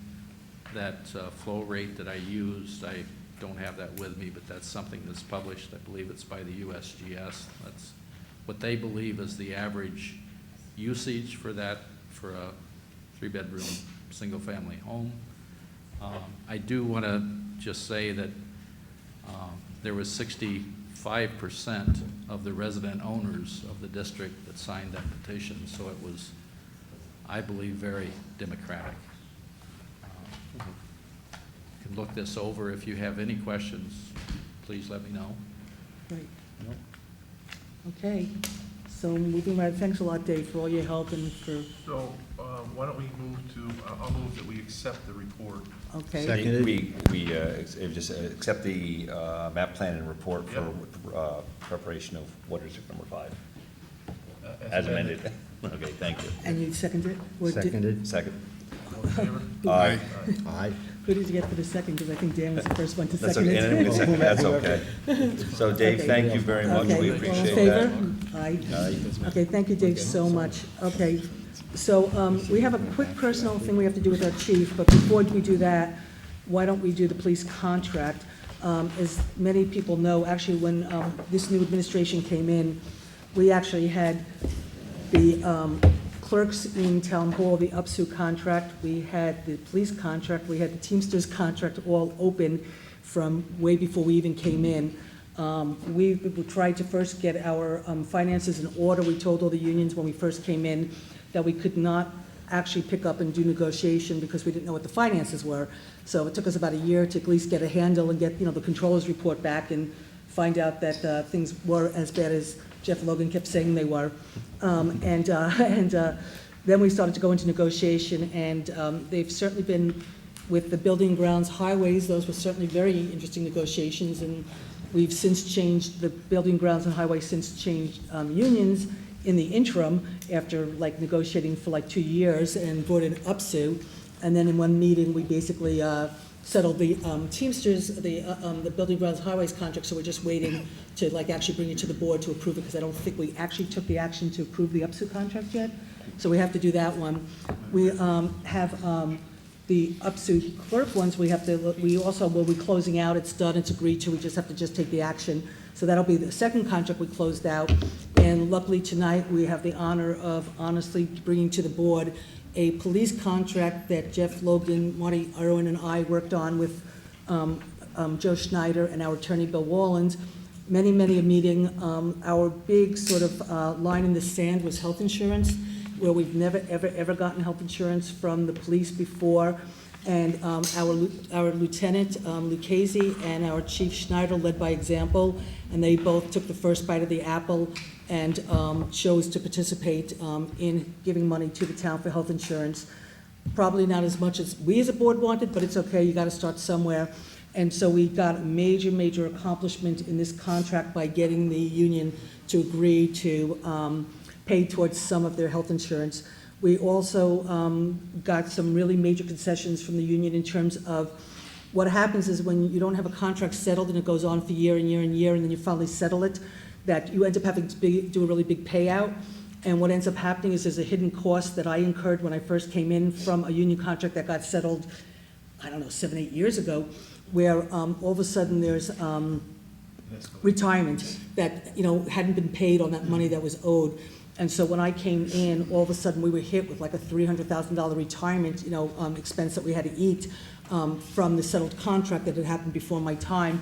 So I was sort of, Jeff was putting the line in the sand on health insurance. I was putting the line in the sand in trying not to go back and do retroactive raises because I didn't want to deal with the retroactive retirement. And so the police were really good in terms of working with us not to have to go back and do any kind of retroactivity. So they sort of they got raises, but they waived the retroactivity, so their salaries got compounded, but we didn't have to do the retroactivity, which is saving the town a lot of money from retirement perspective. We extended the contract out even an extra year. I think we ended up finally extending it another year because of the way it was working, and we ended up coming up with an agreement that the police are happy with and we're happy with. And quite frankly, what this board is doing is, unfortunately, I came in, I wasn't in the same situation, but we're leaving the future board in a position where they won't have to negotiate another contract for 5 years, 6 years. I don't think it's a contract that will have to be negotiated because we basically took care of the contracts, added enough years to be able to make it worth it to everybody and not to be back at the table. So the new board will basically be unburdened by having to do contract negotiation, and that's a pretty big deal. So we're all pretty happy with the police contract, and so I would like to make a motion to... Just before you do that, so everyone Sure. is understanding, and again, since myself, Susan, and Marty were there, we, as you know, we have to support the memorandum of agreement. Actually, this one, and I do want to thank also Catherine Caputo, Duke Bunds. I want to thank Joe Judge and Keith Lewis, who were on the negotiating team for the New Paltz PBA.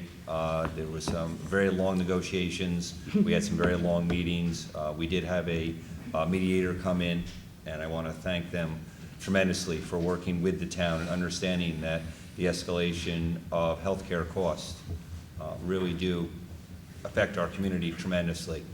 And they are now contributing to healthcare costs, which again is a huge piece of it.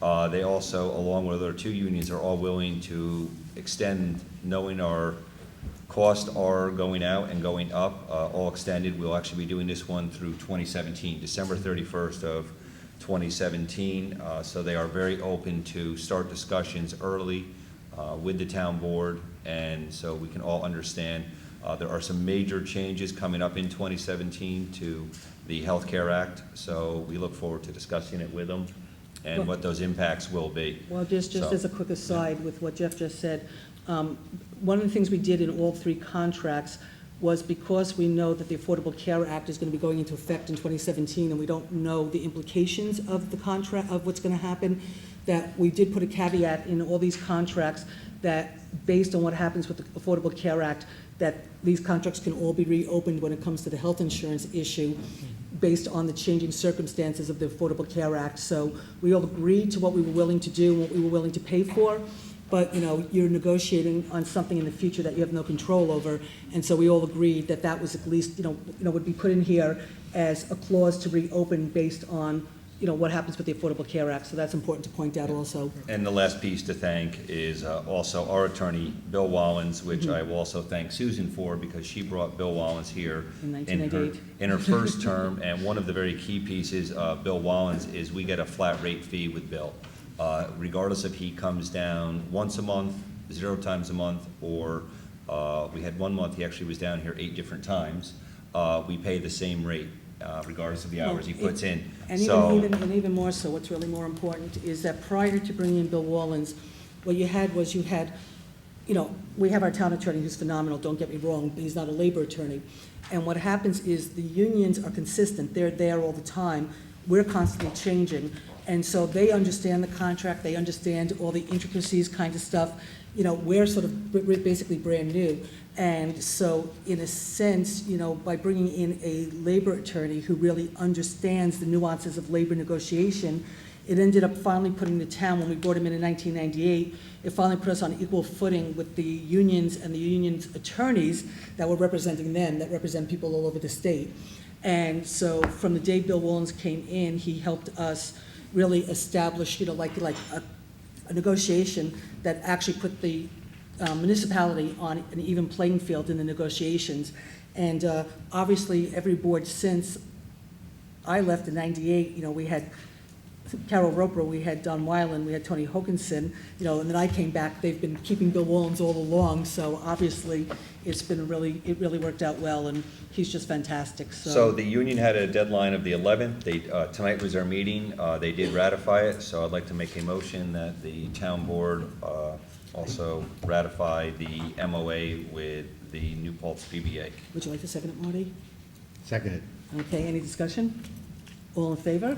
Aye. Okay, Aye. motion so carried. Again, thank you, Okay, everyone terrific. that was involved. This is really good. This is I'm going to give you a copy. And what ended up happening, just as another quick aside, was we did not come to an agreement. There's a copy And of the before we'd MOA. have to go to arbitration, but we ended up going to mediation first.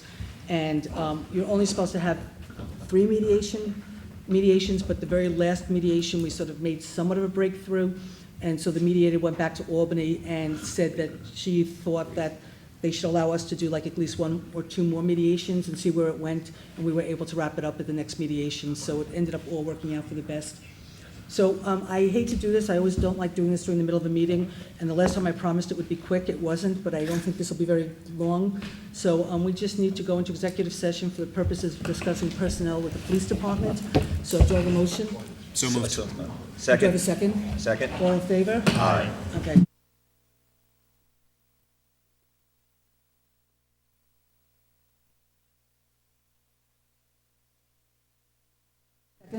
All in favor? Aye. Okay, so we are going to take action, so Jeff. The first one is regrettably, We'll be accepting the resignation of Cheryl Benjamin, which will take effect on, I'll let Joe The go. 12th of December. December 12th, so I'm I'm, sorry, 20th. I apologize, the 20th of. December 20th. December 20th of this year.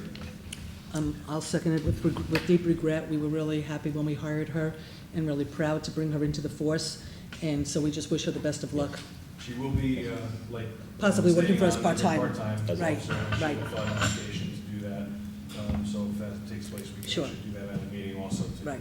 move over. Okay, Fantastic. so any discussion? All in favor? Aye. Motion so carried. Okay, also make the motion that Eric, that we authorize the chief to make a full-time offer to Eric Bernhardt's son to take effect on January 1st of 2016. For a full-time position at the New Paltz Police Department. Seconded by Kevin, and just for a quick comment is, so everyone knows, Eric is currently a part-time officer with us. He has all his background check complete, so it would be, and he's on the civil service list, and he is eligible. I believe he's a New Paltz resident? Yes, well, he was, he just moved because he was going to be taking a position with another agency. He's thrilled to know that we have this opening, and he's happy to move back. Fantastic. So, and again, I want to, but again, I do want to thank the chief for, taking the town law that we do have for hiring local residents with preference, and once again, we are hiring other local residents, so thank you very much. Okay, so we had a motion, I we have a motion think and a second, right? Kevin seconded. Okay, all in favor? Aye. Motion so carried. Okay, Thank you, very Chief. much. Chief, thank you very much for Thanks. staying, we appreciate it. Thanks. And Okay. Supervisor, thank you very much. It's been a pleasure working with you. Thank over the you. years. I'm sure I'll see you maybe one more meeting before the year. Possibly, Yes. possibly. Thank you, Joe, thank you for staying. Okay, terrific. So now, why don't we go into the municipal center? I know that there's some action that Marty would like us to take, and, and then I'd also like to just what I'd like is for Marty to do like a little bit of an update. Unfortunately, at the last meeting, I wasn't able to be there. I was having surgery, and Kevin was not able to, no, Jeff wasn't able to be there because his mother was in the hospital. And so we missed that meeting, and I know some actions were taken and things were moving forward. And then, so after Marty does a little bit of an update and stuff, I would just like to have a little bit of a conversation from the perspective, and let me just sort of put this out there from the perspective of, when Marty came on, I asked Marty to take over this project, and Marty's done an absolutely amazing job taking this over and moving this project forward.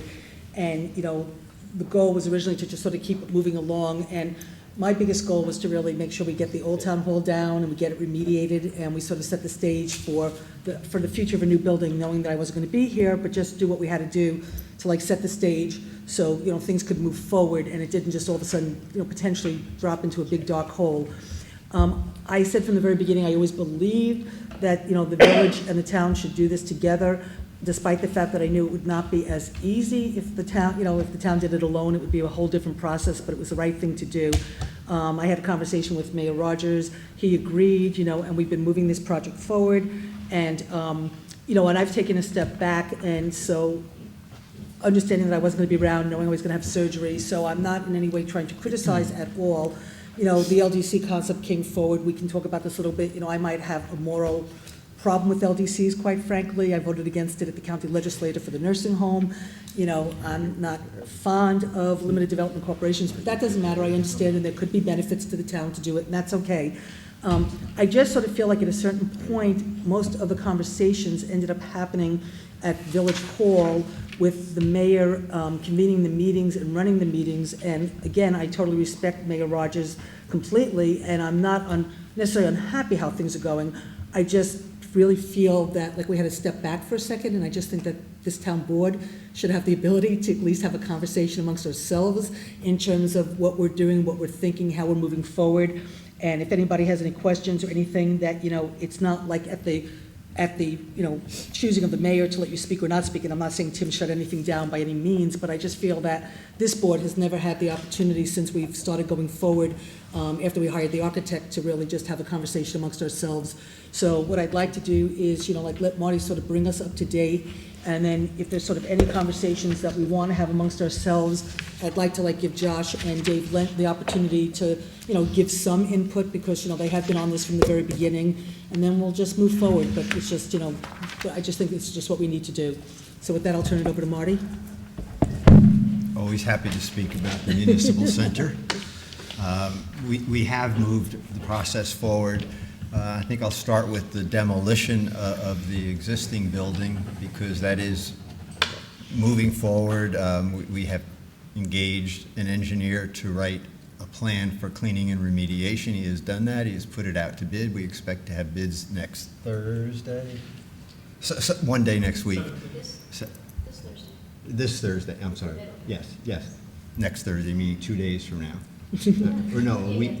Yeah. No, this Thursday. This Thursday, right. That's not next Thursday, it's this Thursday. Right, sorry. It's all right. Soon. And once we open those bids, we should be able to award a contract to somebody to do cleaning. There are more steps in the process. There's a plan that has to be done for the remediation, where there might be asbestos in items in the building, and I shouldn't say might be, there will be. That is still to come, and then after that, the actual demolition of the building. The conversations that the town and the village have been having have been very productive, both in the public meetings and in the meetings of a group of 4 of us that were asked to form an executive committee, 2 from the town and 2 from the village, myself and Dan from the town, Tim Rogers and Don Kerr from the village. We've had many meetings. We've talked about what the documents would be that form the an LDC, a local development corporation, which will serve as a conduit to develop and own the building, and then it will lease the spaces in the building back to both the town and the village. We've spent a lot of time working on how do we determine the cost allocation between the town and the village. Fundamental issue. And what we have recently, is this past Saturday, come to is that the LDC will be the entity that develops this project on behalf of the town and the village. Although there hasn't been a formal vote. That's correct. Oh, yes. Documents have only been drafted. They've been circulated among the folks here on our board and to the folks on the village board. And as recently as this afternoon, a meeting I wasn't able to make, I understand they reviewed those documents, and Dan can speak about that in a moment, I hope. But we're tweaking those documents, getting them ready to be presented for passage. Those documents include resolutions of each of the town and village boards that authorize the creation of the LDC. Those are virtually identical documents, changing which municipal entity it is. There are documents that are the bylaws for an LDC and articles of incorporation. Then, in addition to that, there's an intermunicipal agreement that has been drafted that explains a lot of what the business deal is between the town and the village. And what we have been hearing at all of our meetings, that there are a lot of voices that are very uncomfortable about going too far without knowing the details. And the concerns are shared by many folks, myself included, that if we don't understand what those details are, one, we could be very unhappy and uncomfortable, and it could cost a lot of money if we have to stop and backtrack and redesign things that should we not be able to come together. So just as when there was an earlier time that we elected to pause a bit and interview a number of architects rather than continuing to simply go forward negotiating with one, this is a good time for us to be taking a similar pause and working out the details of the documents. And the operative document is really the lease agreement, or lease agreements. There's 2. They'll be virtually identical except for changing percentages in them. And those are the documents that say what each of the town and village are responsible for and what the LDC is responsible for as tenants and as owners respectively. A little bit later on in our agenda tonight, I expect we will be engaging a law firm to represent the town in our drafting of the lease and in our discussions leading to negotiating those terms with the village.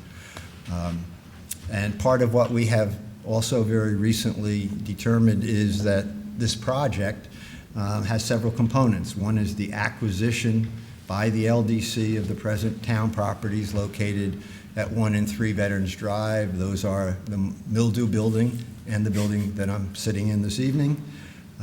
There, we have also said that the demolition of the town hall will be at expense of the LDC, not of the town. As I mentioned, the community center gets incorporated into this project. And there's also associated parking and other improvements that are on the town property, meaning between where we are and North Chestnut Street. What we have agreed among the four of us, and the four of us make recommendations to our respective boards, is that we have identified 7 different categories of spaces within the project.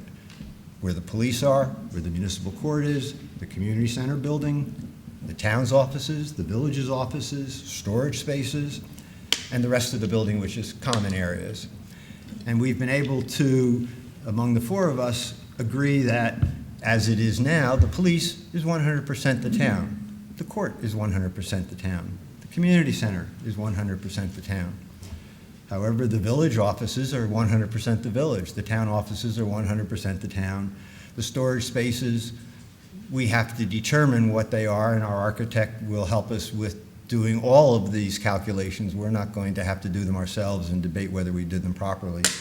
And what we have said is once the architect has determined the square footages of each of these 7 spaces, that we will then take a weighted average of those numbers, and that will be how we determine what the split or the ratio is between the towns and the village's various responsibilities. Same percentages for a lot of things. Ownership at the end of the day, the amount of lease payment that each of the town and village will make, and any capital costs, operating and maintenance of the building. We have a formula that gives us a ratio, and that ratio is predicated on empirical data, not on, well, I'd like this or I'd like that, and let's see if we can't find a common ground. It's done empirically. The timeline for our work is the architect has made several presentations to the public of his preliminary schematic design drawings. They're more developed for the police and the court than they are for the other spaces because he's just finishing gathering his data from conversations with department heads and employees of each of the town and the village so that he can write his needs analysis.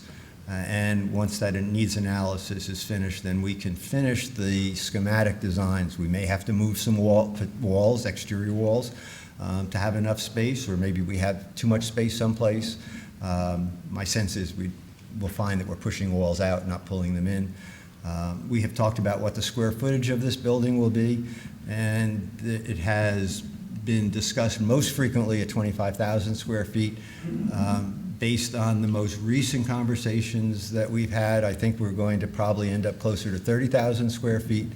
The bad news is the more you build, the more expensive it becomes. The good news is when you're just pushing out a wall, you are putting like a gusset in something you might be sewing, and you have a little bit more of floors and walls and ceilings and roofs, but you're not creating the kind of expensive space that you are if you were just doing it from scratch. Our timeline is the architect should finish his schematic design drawings within the next month.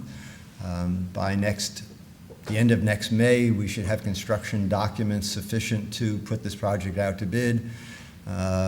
Sometime in July, we would hope to award a contract and begin construction. That's all in 2016.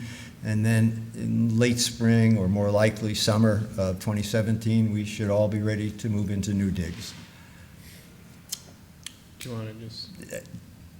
Yeah, Go ahead. and then also, today we had another meeting as well of the executive committee, and we kind of just discussed, we realized that we're not going to be able to figure out every scenario before it happens. There's just a number of things that potentially could happen, but we're trying our best to think of everything. Dave Lent sent a number of areas that he thought we should review, and we did review a number of them, and we're continuing to do that to try to make sure that we have a good product. Our last conversation and today, I think, were some of our best meetings. Really, we've done a very good job, and we haven't always agreed on everything too, but we've been able to come to a consensus. So I feel good moving forward, and I'm happy that we're looking at this the way we are, too. And Marty's really been great. I think we talk like 2 to 3 times a week on this as well. Marty knows when I go to lunch now. Sometimes 2 or 3 times a day. Yeah, yeah. So beyond our own meetings and emails that go on in between as well. And then I'm going to send out minutes for today's meeting, probably, depending on how late we leave tonight, or tomorrow as well, just so you'll know what was also discussed. Question for you, Marty.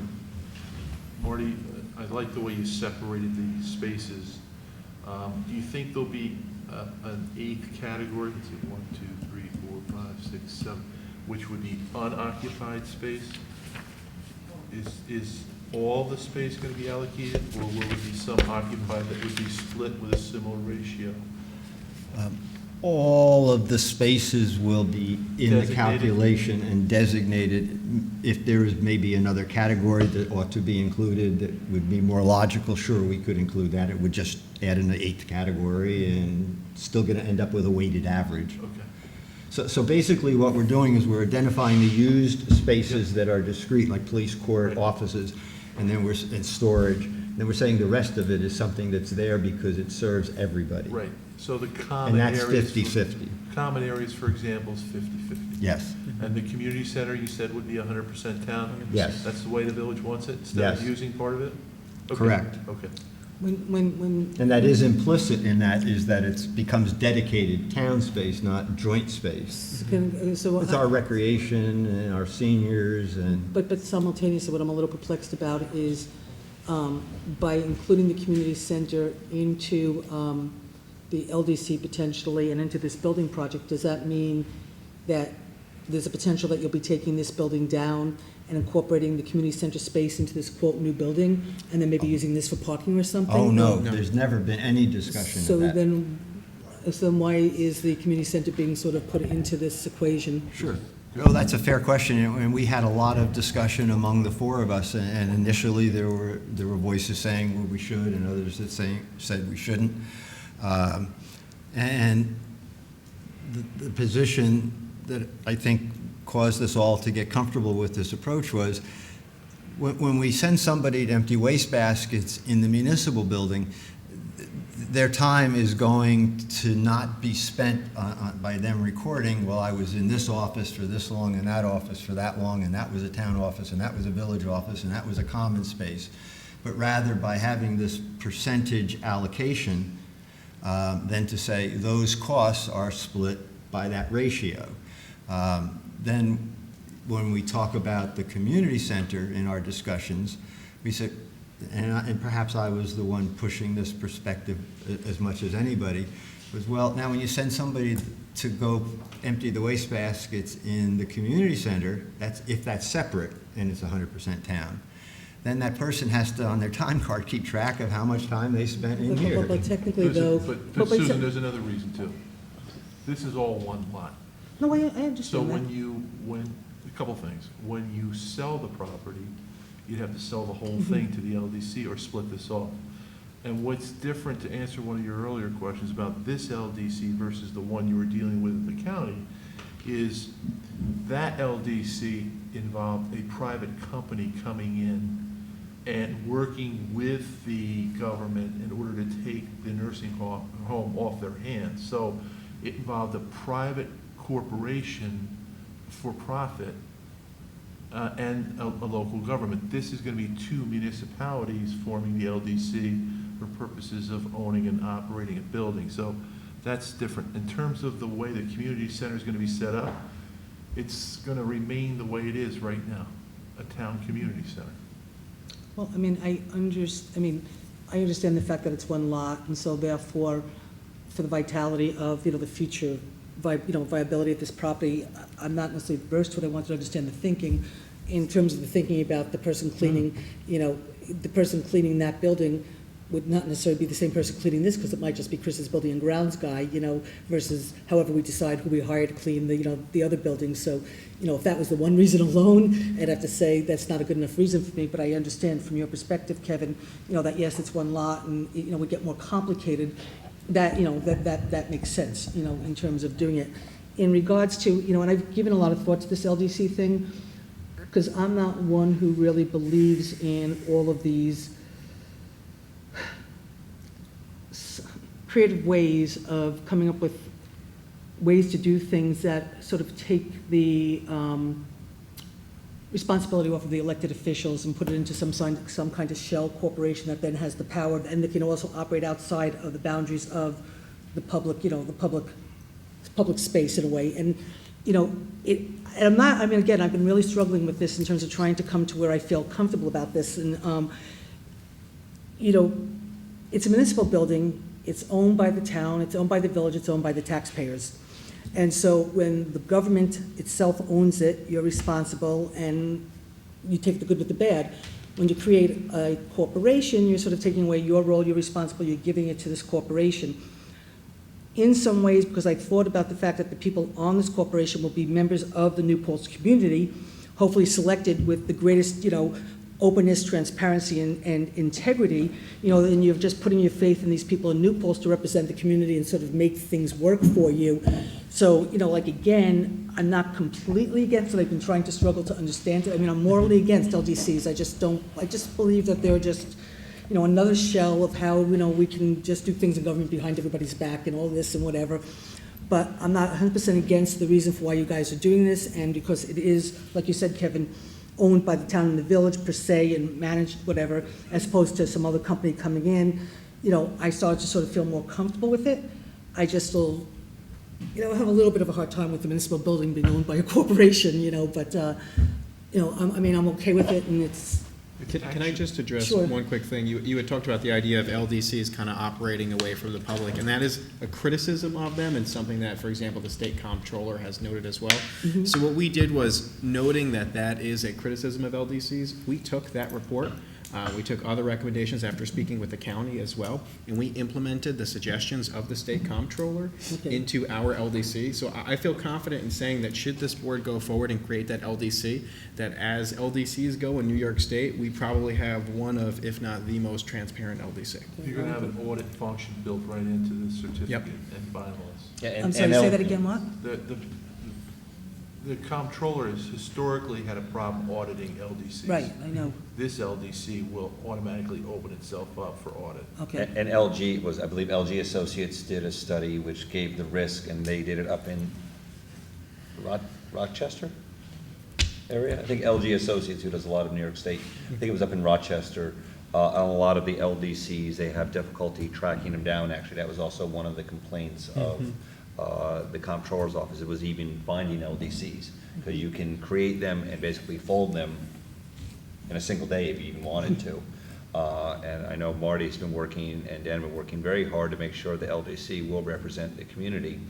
And I know in the joint meeting, as I had mentioned too, I see a lot of advantages right away too of selling the lot, as Kevin would mention, but the building itself even for $1 to the LDC, and then we can find more creative and other ways to also bring down the structure. We're going to find out, I believe, and that's just looking at some early stuff and in conversations with Chris, that we're probably going to be into a little bit more than we thought in demolishing the old building. And if those are costs that an LDC can then manage better than a joint board, I think we'd be in very, very good shape. I know LDCs can be tough, but I do really truly believe there's a lot of research out there, and I think we can, and I think we can mitigate it, and I believe we have. I mean, I can't speak for the village board members, but I know our town board members have done everything to, I guess, mitigate, that's a good word to use, mitigate the risks that there are with LDCs, and the state has experienced. And like I said, there's a very good report, and I think it's LG Associates did it up in Rochester on LDCs, and they've had some good experiences and bad, and the comptroller's office did work with them on it. So. I'm glad, Dan, to hear that you guys, took the recommendations from the controller and made sure that you built them into our LDC to make sure that we don't fall prey to the same problems that other LDCs has. So that makes me feel a lot more confident. So thank you guys for doing that. And thanks, Kevin. I know you've been helping a lot with it, so I really appreciate that. Kevin has helped us a lot, come to some meetings, allowed me to chat with him over and over again. I don't know if this addresses and gives you any comfort, Susan, about the control and the membership, but the board will have 5 directors, two that are appointed by the town and 2 that are appointed by the village, and then 1 that's at large, meaning it needs to If have they the agree. approval of both of the town and the village. And from each of the two sides, one of those two appointees will be an elected official, and the other one will not be an elected Right, I know official. So the control of it, as well, among the directors is local, and then, of course, the town and the village are each members of the entity, too. So there's nobody outside of government that's controlling this. It's all government one way or No, another. and like I said, part of the way I was able to sort of feel more comfortable is because I know it's members of our community that are representing our community. Now, does that mean that I still, depending on who the people are, you know, I do believe there are certain people in this community who have certain agendas, and I don't necessarily think their agendas are always, I don't even know how to say it, you know, but, you know, that doesn't mean that there's just, I would trust anybody from New Paltz to be on the LDC to not think that they're coming with an agenda. I would hope that when the time comes, you know, that I would really like when the time comes, even when the town has to appoint people and the village has to appoint people, that if the town had problems with some of the village appointments or the village had problems with some of the town appointments, that there would be an attempt to try to get people that we could all buy into. I probably won't even be here, you know, but it's just, I just think that you're giving the responsibility of a town government and village government center to 5 individuals as opposed to the elected officials, and you know, this is a big responsibility, and I think it's, you know, you guys are being very thoughtful. You guys are, you know, trying to address everything to the best of your ability, and hopefully you'll just continue to be as thoughtful as when you put the people on, that you understand this is a huge responsibility that we're giving to a couple of people, you know, in terms of having the, you know, the role of basically being in charge of the government center for, you know, for the town and the village. It's a big deal. I mean, and I can say too in our conversations, and this is meant with no disrespect to any of our volunteers, but sometimes we have people who apply that want to volunteer for the town, and we'll find an opening and put them on there because we want to get them involved, whether they have an expertise in that area or not. From the discussions of the executive committee, that's not what we're looking to do. We're looking to find people who have specific expertise and would bring something day one to this board. Okay, Absolutely. Good. Okay, good, thanks. And that includes people who aren't maybe necessarily people you'd immediately think of as well. We put together a list of oddball people even, you know, from all walks of life. Okay, And another thanks. thing that maybe gives you some comfort, and maybe it doesn't, Susan, is if you look at this project, the design drives the costs. And the design process is ongoing right now, before there is an LDC. So that we know a lot about the layout of the building, not yet what it looks like from the outside. But whether it's being done before there's a formal LDC created and the architect's contract is assigned, or afterwards, the degree of transparency for the design of the building really won't change. It's just who's the entity that might say, well, I'm hosting this meeting. Is it the town, is it the village, or the LDC? But other than that, there will be no difference in transparency. There have been some folks that have had some concern. I'm sorry to interrupt, but I mean, honestly, the town and the village are bound by open meetings to hold meetings in public and have these discussions And in so public. will the LDCC, LDC. so But you we will write put into. that in the bylaws Okay, so you specifically. wrote into Yep. the bylaws that they will be held to that same standard. Yes. Okay, keep going, I'm sorry, Marty. No, that's okay. I just needed to correct Yeah, you no, that's- until. No, that's okay. So my sense is, personally, that the amount of knowledge that the community has, the amount of input the community has, and the amount that the respective village and town boards will want to input, there's always that opportunity. They've picked an elected and non-elected officials to carry out their mission. When it comes to the costs, what the project costs, there's really not much that any of us can do to alter those costs except through value engineering, or I don't want windows in the building, or I don't want as many windows in the building, and I want you to put a less expensive exterior on it, or no, we don't want carpet, we want something cheaper. Except for those kinds of choices, there's really not much that can be done by this group of 5 people that wouldn't be done by the group of 10 elected officials. The allocation of the costs, once there's agreement by everybody, the 2 boards specifically, as to how we allocate the cost, then there's not a discussion or a negotiation or any reason to quibble with one another, because it's quantitative. Okay. Well, I mean, you guys have done a lot of work to address and allay a lot of the fears that I have relative to moving forward, and so I feel much more comfortable, and I appreciate, all the due diligence that you guys have done.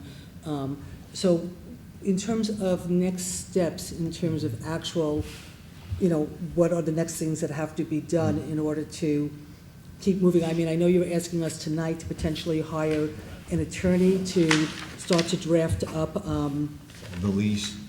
between the town and the village. Yeah. So, I mean, I guess in a way, because we haven't taken formal action as a town or a village to agree to create the LDC, are we not jumping ahead by now coming up with a lease agreement? Because, we know the LDC is going to pass, so that's not a problem, but it's just in terms of how you do things. Sure. If the LDC hasn't been formally voted on, and if for some reason all of a sudden everybody decided, tomorrow something came out by the state controller that said, we don't want to go anywhere near this, we're hiring somebody to start working on a lease agreement, and if we didn't do the LDC, we wouldn't be leasing. Well, here's the conundrum, Susan.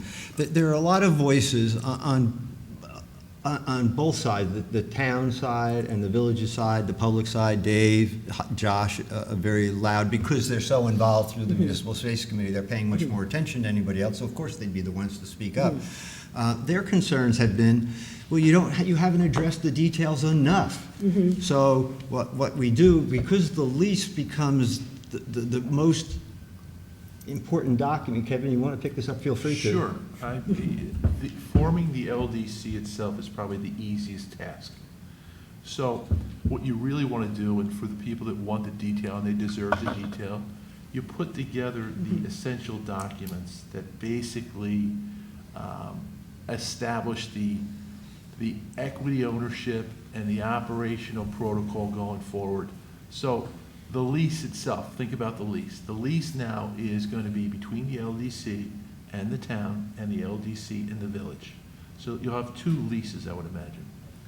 Those leases will have standard provisions in it and some unique provisions because of the kind of entity that's being formed. So for example, in a typical lease, you'll have an annual rent and then maybe an escalator. Here it might be a hybrid because you may be basing the next year's rent on what the budget looked like from the year before. So first year one, you're going to have projected expenses. Year two, you're going to know what your expenses were for year one, and maybe now your pass-through on those percentage basis are based upon the actual cost of operating the building. You follow me? So it's a little bit different than your typical lease. Another way where it might be different is you're going to want the LDC to establish a reserve. Now, so that the annual lease payments will also go to fund an LDC reserve. But by lease, I would think both municipalities would want to cap the LDC's ability to reserve a certain amount of money and no more. Because you've seen other examples There's a bunch of cap and excesses. also, so yeah. So it'll be a little different, but once those details are established, then I think people will have a better feeling for how the operation will actually work day to day. So. And one of the other features of an LDC, as we'll be creating one, it can't make a profit. It's not allowed to make a profit. If it makes a profit, it has two choices, as I understand it. One is to return those profits to the folks that hold the leases, the town and the village, or to turn it over to the state. And what's going to be interesting? That's what the law says, apparently. The most interesting part of this project, in my mind, is that the village and the town will finally be together, and the village and town will then have opportunities to reevaluate how they do business every year and maybe drive more efficiencies. Well, look, we started it by saying that, despite the fact that we knew it wouldn't be as easy as a road, that it was, we all morally, philosophically, we all agreed that for the community as a whole, we should try our hardest to drive this project to incorporate the village, so we're doing it together because down the road, it's going to be the right thing for this community, and so I don't think we need to discuss that, because I think we all believed it, and that's why we're sitting here where we are, from that perspective. So, Okay, so now let me just, how did you come upon the company that you're asking us to Sure. hire tonight? And also, just, are we splitting the money between the village and the town, or is this being asked to be a town expense? The two questions. First one, the firm is Wallace & Wallace, they're out of Poughkeepsie, and how we got them was, I reached out to Joe Moriello to ask him if he would be able to add to his plate drafting the lease and reviewing the IMA and the LDC documents. And we chatted about what the timeline was, and he said, I really can't take on that assignment right now. I've got water district stuff I'm working with and other assignments. I'm sorry, I can't. So I turned to Kevin and asked Kevin if he could help me identify another law firm that we would be comfortable with to serve us for these reasons. And Kevin came up with Wallace and Wallace, and it's father and son. And Chris Wallace and his associate Paul Ackerman, Kevin arranged to come over and chat with Kevin and I last Friday, I think it was, and we did. And Kevin was already comfortable because he knew them, but I became very comfortable from chatting with them also. And the anticipation is that, assuming we engage them tonight, that by the end of the week they'll have a draft of the lease for us. And then, again, our executive committee can get together and hash that out, and Frank, the village's attorney, of course, would become involved in that. Ken Bond would stay involved in that because part of the review by Wallace & Wallace will be of the LDC documents that Ken Bond created. So we keep moving the project forward. Now, you had mentioned before, and you didn't really ask it as a question, but kind of the timeline and whether or not certain things would happen while you're still here with the town. Well, not that you made an issue of it, but just asking to explain the timeline. We could conceivably get to a point to do that this year, but I wasn't asking that might be relative to- rushing it. No, I wasn't asking from the perspective of, what are we going to do while I'm still here or not here or whatever. It had nothing to do with that because, quite frankly, I've said this time and time again for the past month and a half. You could put this whole project on hold and wait until I'm not here and move it forward when I'm gone. So it's not about me being involved and whatever. The purpose of asking the question was because we're being asked to take certain action tonight, like, hiring these people. And so I wanted to try to understand what is the timeline, what is the process, so I understand in regards to what we're being asked to do tonight, how this falls into the scheme of things. Sure. So that's the purpose of my question. There was no other reasoning behind my question other than before I took action tonight, I wanted to understand what the timeline is, what we're doing, and why I'm being asked to take action tonight versus waiting until January when there's a new board. So if it helps you for me to go beyond just next Friday and having a lease. Sure. Certainly we are coming up against holidays. And we're in the middle of one right now. So that from now. Dan and I are here. I'm sorry? And Dan and I are here. Yes, you are. But between now and the end of the year, there are a lot of people's lives that are a little bit different, so it could slow things up. But stepwise would be getting the lease, the executive committee reviewing it, circulating it to the architects, negotiating where we become comfortable that we can make a recommendation to our respective boards. Could we do that by our joint meeting on the 18th? Maybe, but probably not. So therefore, it's just going to fall over to the next year. And I'd rather, if everybody's comfortable, let it fall over to the next year rather than trying to force something prematurely this year. Honestly, from my perspective, it is the next board that's going to have the responsibility of the impact of this project on the taxpayers, and I don't think it's inappropriate for them to be the ones that really take the action and the votes and have the ownership of, moving forward. I think, we've done what we can to get this project off the ground, make it real, give it enough legs that, it's got the opportunity to succeed. But, at the end of the day, it's really honestly the responsibility of the people in the future, to really have ownership of what you're doing. So I don't have a problem with any of that. Again, like I said, it was just more of an understanding of what I'm being asked to do tonight in terms of taking a vote and how that sits in the bigger picture. I would just suggest, Marty, don't take your foot off the gas. Keep it on the gas. You're doing a real nice job getting it done because for years nothing's been done.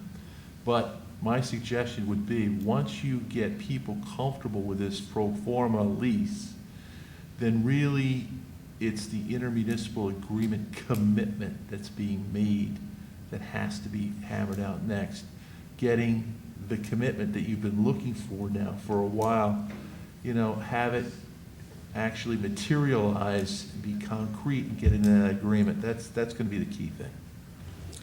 So, the next. Well, there's been some Yeah, hands no, we'll raised, do that. and they've I'm been not- no, patient. No, I understand, but let's finish up this conversation. Oh, I'm I sorry, was I thought we were I was done. going to ignore them, don't get me wrong. But now the question hasn't been answered. Is the town incurring the total cost right now Yes, I'm sorry. to get these leases put together? It's Or town is- council negotiating for the town, village council negotiating for the village. Okay, so we're hiring this council as a town council? Yes, yeah, Okay. at our sole expense. The Okay. other costs that Okay. that the town is now incurring, such as the demolition-related activities, we will get eventually reimbursed. From the LDC? LDC. Okay. Or should the circumstances be such that there's more monies called for before the LDC has the ability to borrow money, it might be created, but it hasn't yet gotten where it's ready to get to a closing. The discussions that have occurred between the four of us on this executive committee, and they're only verbal, have been that the village will contribute, that whatever the percentage is that this formula calculates prior But to I the mean, LDC. ultimately, I mean, at the end- Yes, Dan? Absolutely. Yeah. Meaning, in other words, the demolition, the acquisition, the demolition, all that kind of stuff. Well, ideally, the timing is such that the LDC has been created, and the LDC has found its sources of funding sufficient that it can pay for the demolition, rather than the town paying for the demolition. That doesn't preclude that the timing could be such that there's an advance made by the town and the village to get that done and get reimbursed. Kevin, you wanted to add something? No, I think that's certainly an option, one way to proceed. Obviously, you would have the contract for the property already negotiated, waiting to close, and you would do all that simultaneously, I would imagine. So how are you guys going to keep Kevin involved? Just a phone call, phone call. He's not changing his number. He's going to be a real loss. He's been a committed resident of New Paltz, Yes. dedicating a lot of his time and energy, and I'm sure we'll find ways to continue to do that. Despite how he's been treated pretty shabbily, but that's Okay, beside the point. I'm over it. You're over it, good, I'm glad to hear that. Josh, Dave, before we move and take forward some action and move forward on the rest of the agenda, if you could go just because the, So I want to go back to why the community center is part of the LDC. Now, I heard your explanation about people working here. And I'm not big on LDCs either, but an LDC does give everybody an advantage that we will be hiring one contractor and he will be responsible for everything, so nobody will be going like this. But the other aspect of it is, which we've talked about, is the labor aspect. Has come up several times. And I understand having the LDC for a new project. I don't understand it for here because we don't have anything but labor things that can occur on this particular building. You're not going to be doing any restructuring of the building, so we're not worrying about contractors working on it. I'm concerned about bypassing certain types of labor you may have to bring in to fix something on the building because you have an LDC, and not using union workers for certain jobs that might be for that. So that's. You talking about for this building, Josh? For this building. But this building wouldn't change at all. This building would be sold with the rest to the LDC, and then would be operated under the lease with, as an exclusive property or possessory interest of the town. So be an entity of So the we town. will be doing agreements with unions on the other building? Oh, absolutely, Josh, and I understand. That'll carry over to this building also? Any work that the contractor does we will require, even though, and the law does too, that contractor enter into a project labor agreement. They use the acronym PLA. Right, okay. I just wanted And a good example of how that works is if you went over to SUNY at their new engineering building, that's an LDC working with a general contractor that's entered into a PLA, and if you look down the construction curtain that they have, you'll see there's all of the unions have their banners there, so we would expect to see the union banners here too. Okay. Another question I had is, which I'm not sure about, so you guys can check, since you're the keepers of getting this thing together, is LDCs can make a profit, but I thought I'd read somewhere where LDC offices can decide to give themselves money for doing their job. You can limit that. That's what I'm asking these guys. I think we got rid of that in the bylaws, if I recall. Your That they bylaws can't, will that they're not allowed to. state that they serve without compensation. Without compensation. And Okay. by the way, those bylaws cannot be amended unless you have unanimous vote of all the membership interests. From both boards. Which would be both boards. Right, that I understand. Okay, wait a second. So in other words, even though it's written into the LDC bylaws that they cannot give themselves compensation, the 5 members that will be on the LDC board cannot change that without the consent of the two governing Yes, bodies? That's correct. Okay, and that will be in the LDC? Oh, bylaws? It's already currently Okay. in it. It's in it Okay. already. That's standard. Okay.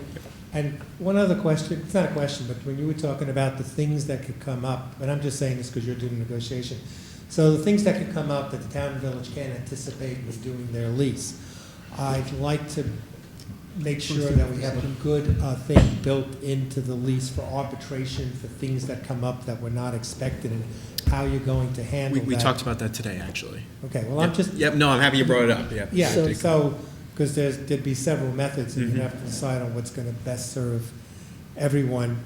And if you can't just figure it out between yourselves, bringing in an outside arbitrator. Absolutely. Okay. That's No, thanks, Josh, I appreciate you bringing that up. Dave? I don't think everything can be arbitrated,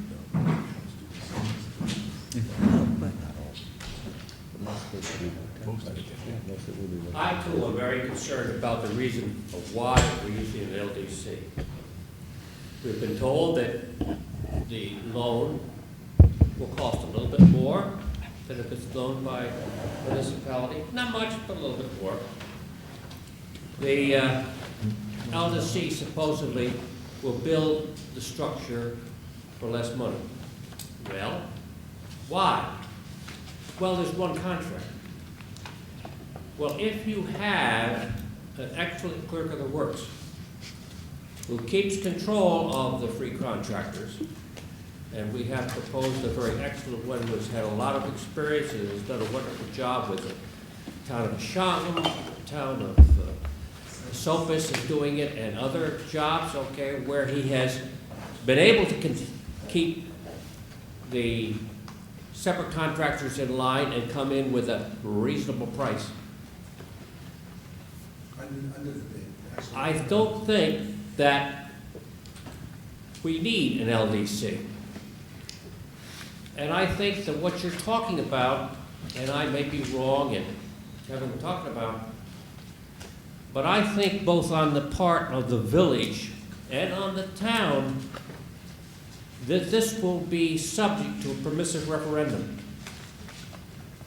The LDC And there will itself? be a permissive referendum. Talking about the LDC itself or the building a new municipal building? Loan that you try to do anything, any contract, where you turn over this property or a portion of this property to the LDC requires a permissive referendum. I am positive of that fact. Dave, I looked that up, and if you look under the public authorities law, there's a section that says the opposite. And I'll give you the section.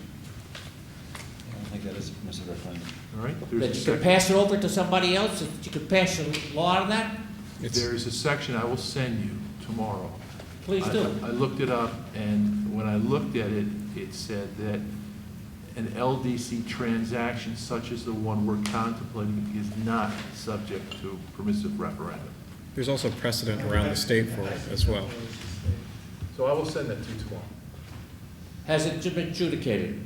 Well, it's statutory, so. Well, the question, if somebody challenges it, it has to go to court, has it been adjudicated? Right, but this has been on the books for a while, so I'm sure that it's passed constitutional muster, and I'll send you the section, you can take a look. What is the site again? I'll have to look at it. I looked it up at the village meeting when you were talking last time, just to check on the status of that. I would appreciate that. I'll send it to you. But Just I copy really it. don't see the justification for the LDC, because if you have a good clerk that works, you don't need it. And I am concerned that a lot of the documentation that needs to solve the problem between the potential problems between the town and the village, and I'm very glad that the approach you're making in regards to sharing the cost is much better than the 25/75 that you talked about. That was the last thing was discussed. Okay, I think that's a much better approach, and I appreciate you doing that change. But that's just the start of some of the things that have to be discussed and reviewed in regards to that. And I see no reason to transfer this property to the LDC. No, none whatsoever. Kevin, I would like to correct something I said to you previously that earlier today I learned I was mistaken on. This property does contain 2 separate section block and lots. Oh, it does? Yes, Okay. and I told you and the other folks when we met on Saturday, and Kevin separately, that it did not, and I was mistaken. Okay. That was why I asked about Why transfer it? Why transfer this? Well, you wouldn't have to, maybe. Right, because it's a separate. You wouldn't have to. You know, it's a conversation that we could bring back to the executive committee, but we did have a lengthy conversation before. I mean, And it was predicated on my Yeah. misunderstanding as to. You know, I'm not gonna, I don't see an advantage. I mean, I'm not gonna, I don't- I'm not gonna fall on a sword over this and whatever, but I'd have to, I mean, I just really have to ask the question in a sense of, on one hand, I could say, well, we'll bring it back to the 2 village board members. You know, I'm not trying to be nasty, I'm just trying to be honest, you know, this is a town property, this is a town, project. I mean, why are you taking it back, in a sense, you're taking it back to, the other 2 people that represent the village. I mean, it really doesn't necessarily have to be a decision of the executive committee. It probably should be a decision of this board. I'm not saying I necessarily want to take this on. I'm not necessarily saying that I could at this point even say how I feel about it, and maybe that decision could be made, by the next board. But I would have to say that I don't think that's an executive committee decision to be made. This is town property, this is a town. No, we don't make make any decisions. decisions. We're No, only making I understand that, but I'm just saying, to Yeah, go yeah. back to the 2 of, to As go a back to the larger other conversation. 4 and say, what do you think? Well, listen, You know? I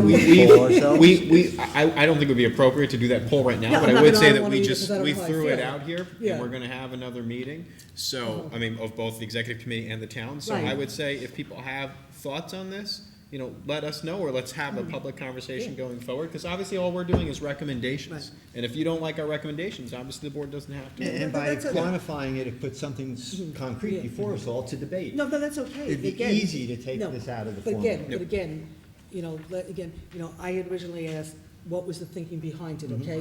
So Kevin basically said, well, it's one piece of property, and That's so why I therefore, corrected whatever. the record, So because by he you, did so I not know appreciate that that, it was okay? 2. And so by I you told him it saying was that, 1. that does open up the other option of, well, it's not, it's now, and I don't disagree in the sense that if you're gonna sell this property, having both together might not be the right way to go. But again, if it is 2 separate properties, it's a conversation, which is why I felt that the town Absolutely. board needed to have a conversation amongst ourselves, because at the end of the day, again, I totally appreciate it. I've been pushing this for us to do this together with the village and whatever, but it's still, the town still has to understand, that, it's a town, it's really the town government center working with the village. This is a town project, the town community center, and the town just can't keep sort of like, letting the village drive, the project and drive where we're going, On this one, I was the one among the 4 of us that was pushing for it to be incorporated.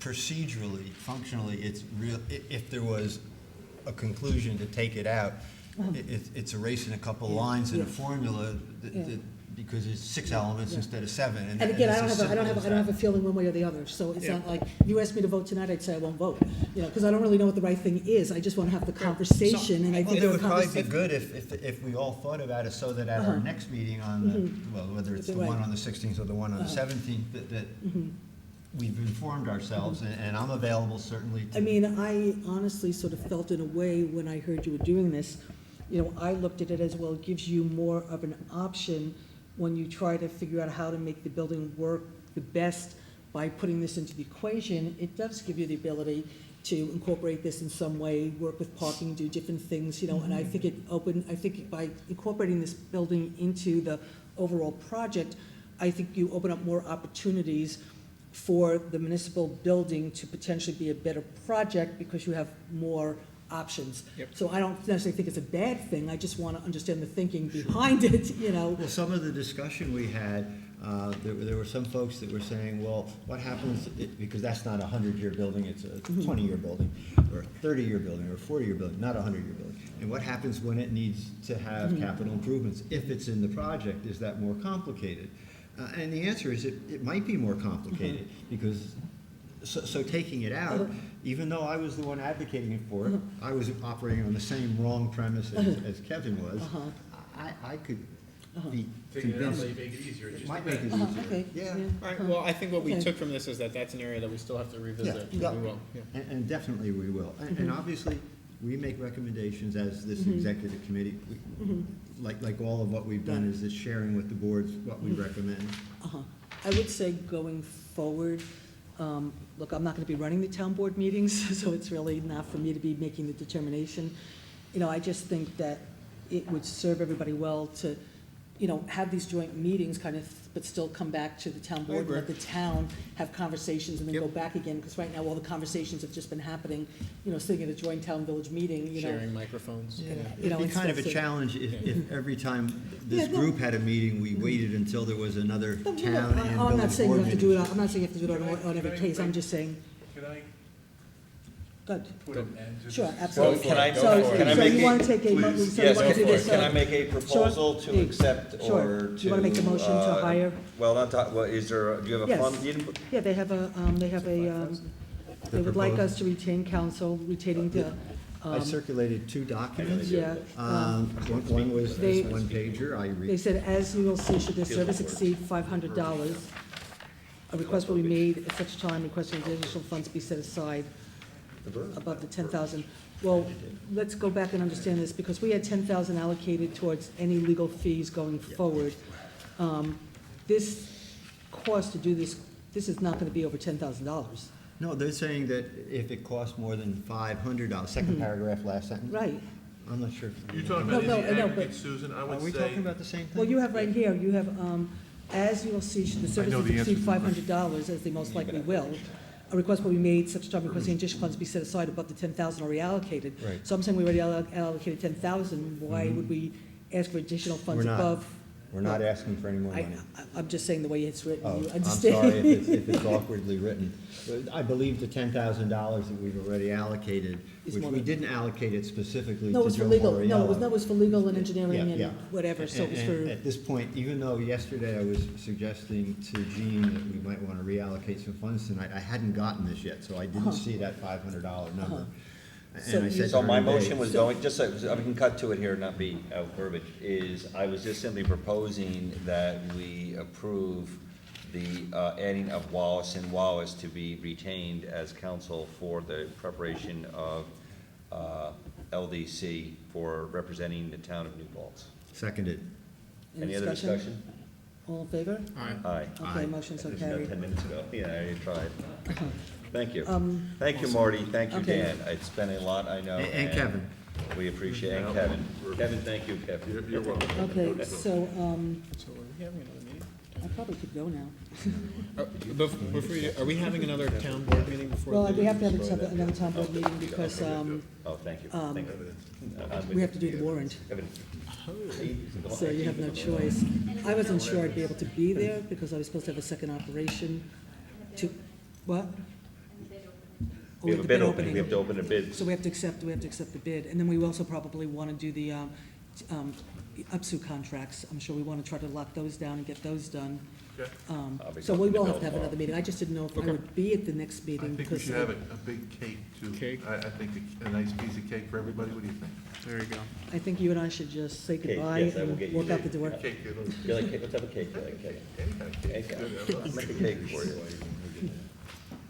Nice holiday cake for you. Okay, so we have a couple more things we can just get through real quick. Yes, there are. I've seen urgent So, and DWI contracts, I've seen I'm those. sorry. Yep. So we have to do. We can do those Is that a contracts real motion? quick. Okay, so we have an motion to do everything that's here. No, not quite. Okay, so the first thing we have is an IT. We have to approve an IT contract. We used to have May Morales. She ended up moving to Montana or someplace. Yep. And so we've been researching, bringing in somebody. Marty's been working on this, so it's an estimate for an IT company that would charge a flat rate of $2,700 per month, which includes police and courts, equating to $32,400 annually, which quite frankly, I think is fantastic to have a flat rate per month because, and if it includes the police, I don't know how you guys did this, but this is pretty remarkable. Gene. Gene Galucci. Jean, like we knew that Jean would be worth her money in This is what we thought she would do. This was all Gene. We knew that Jean would be worth her weight in gold, and if Jean could negotiate a contract with a flat rate and includes the police, this is, So is that a this is, motion? I'd love to make the motion. Second. All in So- favor? Aye. Motion so carried. So the motion is to hire Tech Smith, Yes. as an IT company for the town of New Paltz, Effective. as a flat rate of $2,700 per month. And is it effective as of today? Yes. No, the 1st of January. 1st of January. Because that's when the other contract expires. Okay. All in favor? Aye. Motion so carried. This is terrific. Okay, the next thing is ENCB resignation. Do I have a motion to accept the resignation of, Unfortunately, Rhett Weirs is resigned, so I make a motion, we accept the resignation as Rhett Weirs from the ENCB. Second. And Do I have I'd like any to thank discussion? Rhett. Thank you, Rhett, for all your work. okay, all in favor? Aye. Aye. Motion so carried. Okay, resignation of McBride. This is a resignation of, Doug, is this, Yeah, this is Doug McBride, Doug unfortunately. McBride is set to expire. He's unable to serve out his last month. Please accept his He's on CWOSP, and again, it is a loss, and I am again thankful for the work that Doug has done on it with his expertise, So and he will Sorry. be missed. I'm sorry to read this. So Yes. Yep. Okay, Second. all in favor? Aye. Okay. Second. All in favor? Motion. Aye. Tell him we're accepting it with deep, deep regret and It was sadness. actually a letter drafted, and it was approved at the last joint Okay. meeting to go to him from each of the Okay. town and village. So now, Yes, is that the right? following appointments are, Holiday. the following appointments are set to expire on 12/31/15. So Kevin Borden would like to be reappointed to CWASP. And he did get his letter to you? For reappointment? You changed that whole procedure, so before I ask them if they want to be reappointed, or decides if they want to reappoint them. Right. I ask them if they want. Oh, okay. Okay, That's how you guys changed. okay, so Thank you. does, We definitely want to reappoint so Kevin. would you like to make a motion? So moved. Second. Any discussion? All in favor? Aye. Motion so carried. For ENCB, we're being asked to reappoint Mike Dimitrievitz? Right, Jim Littlefoot, Libby, hey, why don't you do this, Dan? You know the names. I'm gonna go the former Libby Murphy, Joe Bergstein, Mike Merriman, and that's it for the NCB. So I'd like to move that. But Seconded. it's gonna be done for staggered terms, right? Before you do that, because that makes up almost the entire board, you might want to stagger their experts. So how do we determine, Do we want to do as per the recommendation of the clerk upon finding out if these members want to be reappointed? okay, so you wanna make the motion, Dan? That is my motion. So we're appointing Seconded. all these people based on, with the Staggered staggered dates terms as established by the determined by the clerk. clerk. Okay, so we have a motion, a second, all in favor? Motion, okay, ethics, Teresa Sabone, So moved. Second. all in favor? Aye. Motion so carried. Historic preservation, John Ortefelli, Helen Christie, and I guess Susan Stetson-Cohen is our town historian. So moved. Do I have a second? Dan, you want to second that? Second. All in favor? Aye. Motion so carried. Absolutely, I would love to move the reappointment of Ed Burke to the zoning board of appeals, and I suspect, Kevin, you would like to second it? I'd second that. Okay, any discussion? I just want to say I want to thank Ed. He's also stepped up to be our chairman, and it did take some discussion. I had some very good meetings with Ed, and he is very proud to be continuing as our zoning board chairman. And Ed is phenomenal, so thank you, Ed, for stepping up. So we have a motion, a second, all in favor? Aye. Motion so carried. Okay, bike ped, Daniel Lipson and Pamela St. John both expired on 12/31/14. I'm still missing membership info for many of the people on this committee, so my records are not complete or up to date. So, We reached out to the village too, and we're waiting on some of the additional information. but are you okay about us reappointing these two people? Absolutely. Okay, so would you like to make that motion? I'll make that motion. All in favor? Aye. Motion so carried. Okay. We've got the DWI task force contract. I suspect they've all been vetted and I looked at that. everything's okay? Yep, so moved. Okay. It's the same one that we. Do you have a second? And just saying it's the same one we've signed. Yeah, I looked at over and past. over and over again. Yeah, so we have a motion, a second, all in favor? Aye. Motion so carried. DWI So crackdown. one thing about that contract that's interesting, we get reimbursed, but it's only 4,000. Anyway, go ahead. If Joe was still here, you would see though, it works. Okay. Yeah. Okay, the DWI crackdown, did you look at this, Kevin, Yes, also? so moved. Okay, do I have a second? Second. All in favor? And that's those specific dates where they have specific details. Right. New Paltz is committing to those details for those dates. Okay, so we have a motion, a second? Yep. Yep. All in I think we favor? approved it. Okay, the 2016 urgent contract, that was one of my favorite contracts That's because. the gang because- stuff. Yeah, it's the gagging stuff, but I was in the county legislature when this got established.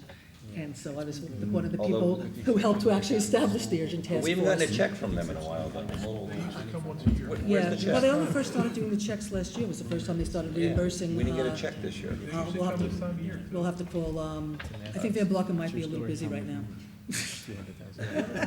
They got some- So, got some things on his mind so right I would now. like to move the urgent contract for the town of New Paltz. Second, Kevin No, second. you get it. All in favor? Aye. Motion so carried. Okay, USERT, another contract for the city police campus and the Ulster County Sheriff's Office for an emergency response team. which Same is- one we've always signed, You- hasn't changed. okay. I checked it last year, it's the Okay. same exact one. Okay, so do I have a motion? So moved. Do I have a second? All in Marty, favor? second. Aye. Motion so carried. Okay.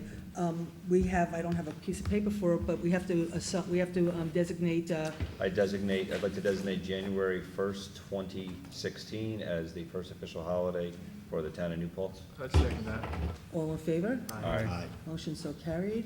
about the sale of the tub grinder? Okay, Chris, so- do you have anything on that? Laura didn't, she was gonna send me some stuff on the tub grinder before, there's some interest in it? If we set a minimum bid, The used one, the old tub grinder. You can set a minimum bid, you can also put it out to Austin's International and put a minimum bid on it. She actually had a couple people asking if it was for sale. It's still a minimum bid. Right, We no, have no, to- she knows that, but I don't know what they had talked to, if they had.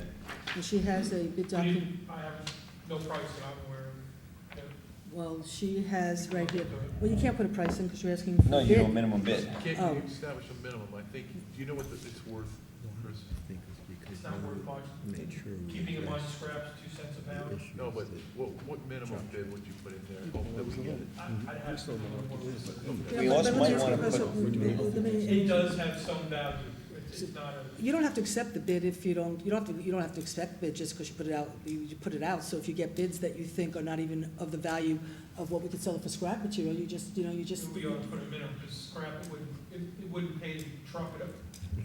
What we're gonna get for it in weight, wouldn't pay for the gas to bring it up to the scrap yard. So- 2 cents a pound doesn't go. So what do you This got? would ensure that you wouldn't have to reject a bid. Either you're gonna get one or you're not. Well, we don't have Put a to. minimum on, anyone who's gonna do it will meet the price and let it go up from there. The question is, you want to do this tonight, or you want to figure out, let Chris do some research to see what a minimum bid would be? I think I'd like to I haven't seen see, any numbers from Laura, so I don't. yeah, Laura and I So you weren't want to able hold to on, get so together, let's, yeah, so let's we can just hang table on to this, we that. don't have to do this, so we'll table We this, can do that over okay. cake. You can do that over cake, Kevin.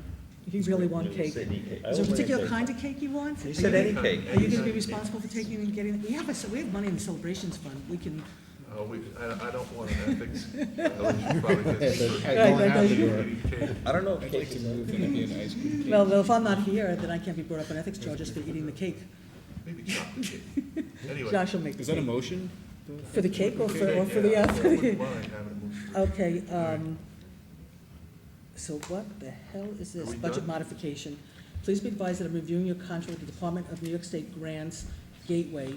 The MWBE utilization plan will need to be uploaded into the grantee document folder prior to approval. The town will have to assign someone a grantee and a grantee contract signatory role in Gateway as well, in the order to complete the contract process. I have attached a description of the roles to get started. Tanya Roach, Environmental Program Specialist, the DEC, so this must be a grant. Oh, it's a municipal waste reduction grant, probably through Laura. So, did you talk to Laura about this at all, or? I don't believe I did. So these two budget modifications?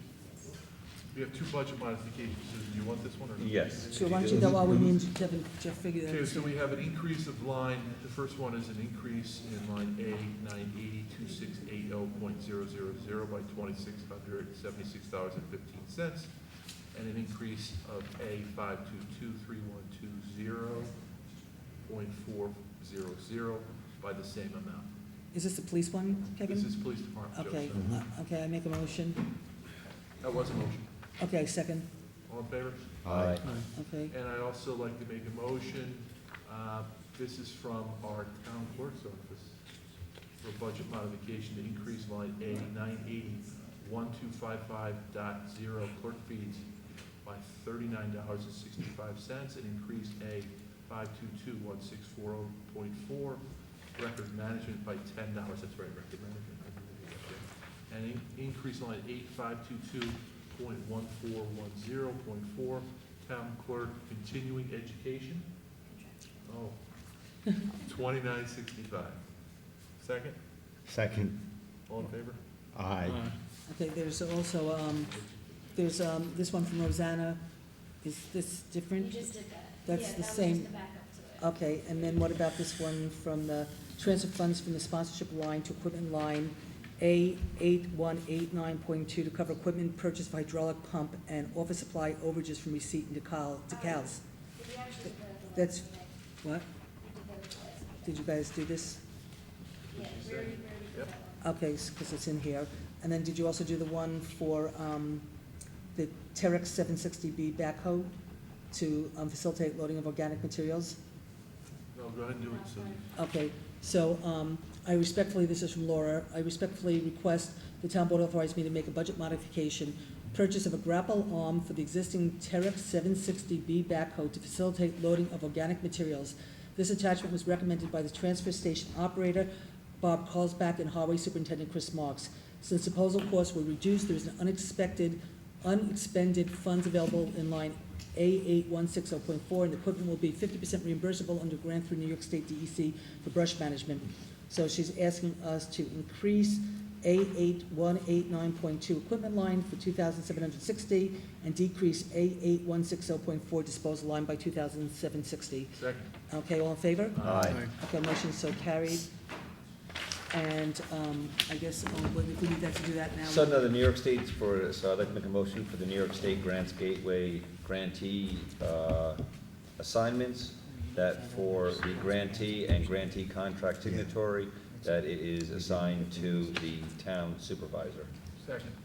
All in favor? Aye. Motion so carried. We didn't get. Okay, so what we have left is minutes. I don't know about that. That's not. Or I don't know which one that goes in. This goes into That goes budget back, that goes modifications. back to Laura. Well, I think it was in budget modifications, but I'll be in town hall tomorrow, so as far as that might be to believe. Okay, so the draft minutes,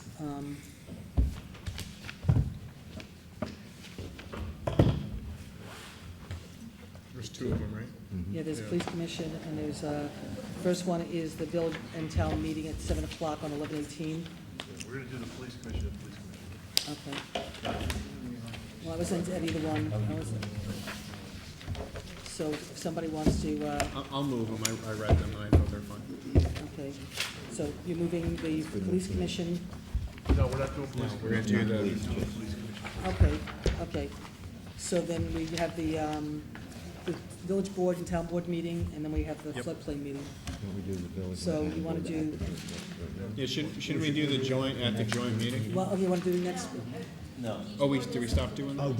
We had our own minutes. We're not approving the joint minutes, we're approving our part. You're of the right, meeting. okay, so I'll move the joint minutes We're from moving the November minutes 19th. I didn't read it, but is everything correct in there? Sorry, what? I didn't read it, but is everything correct?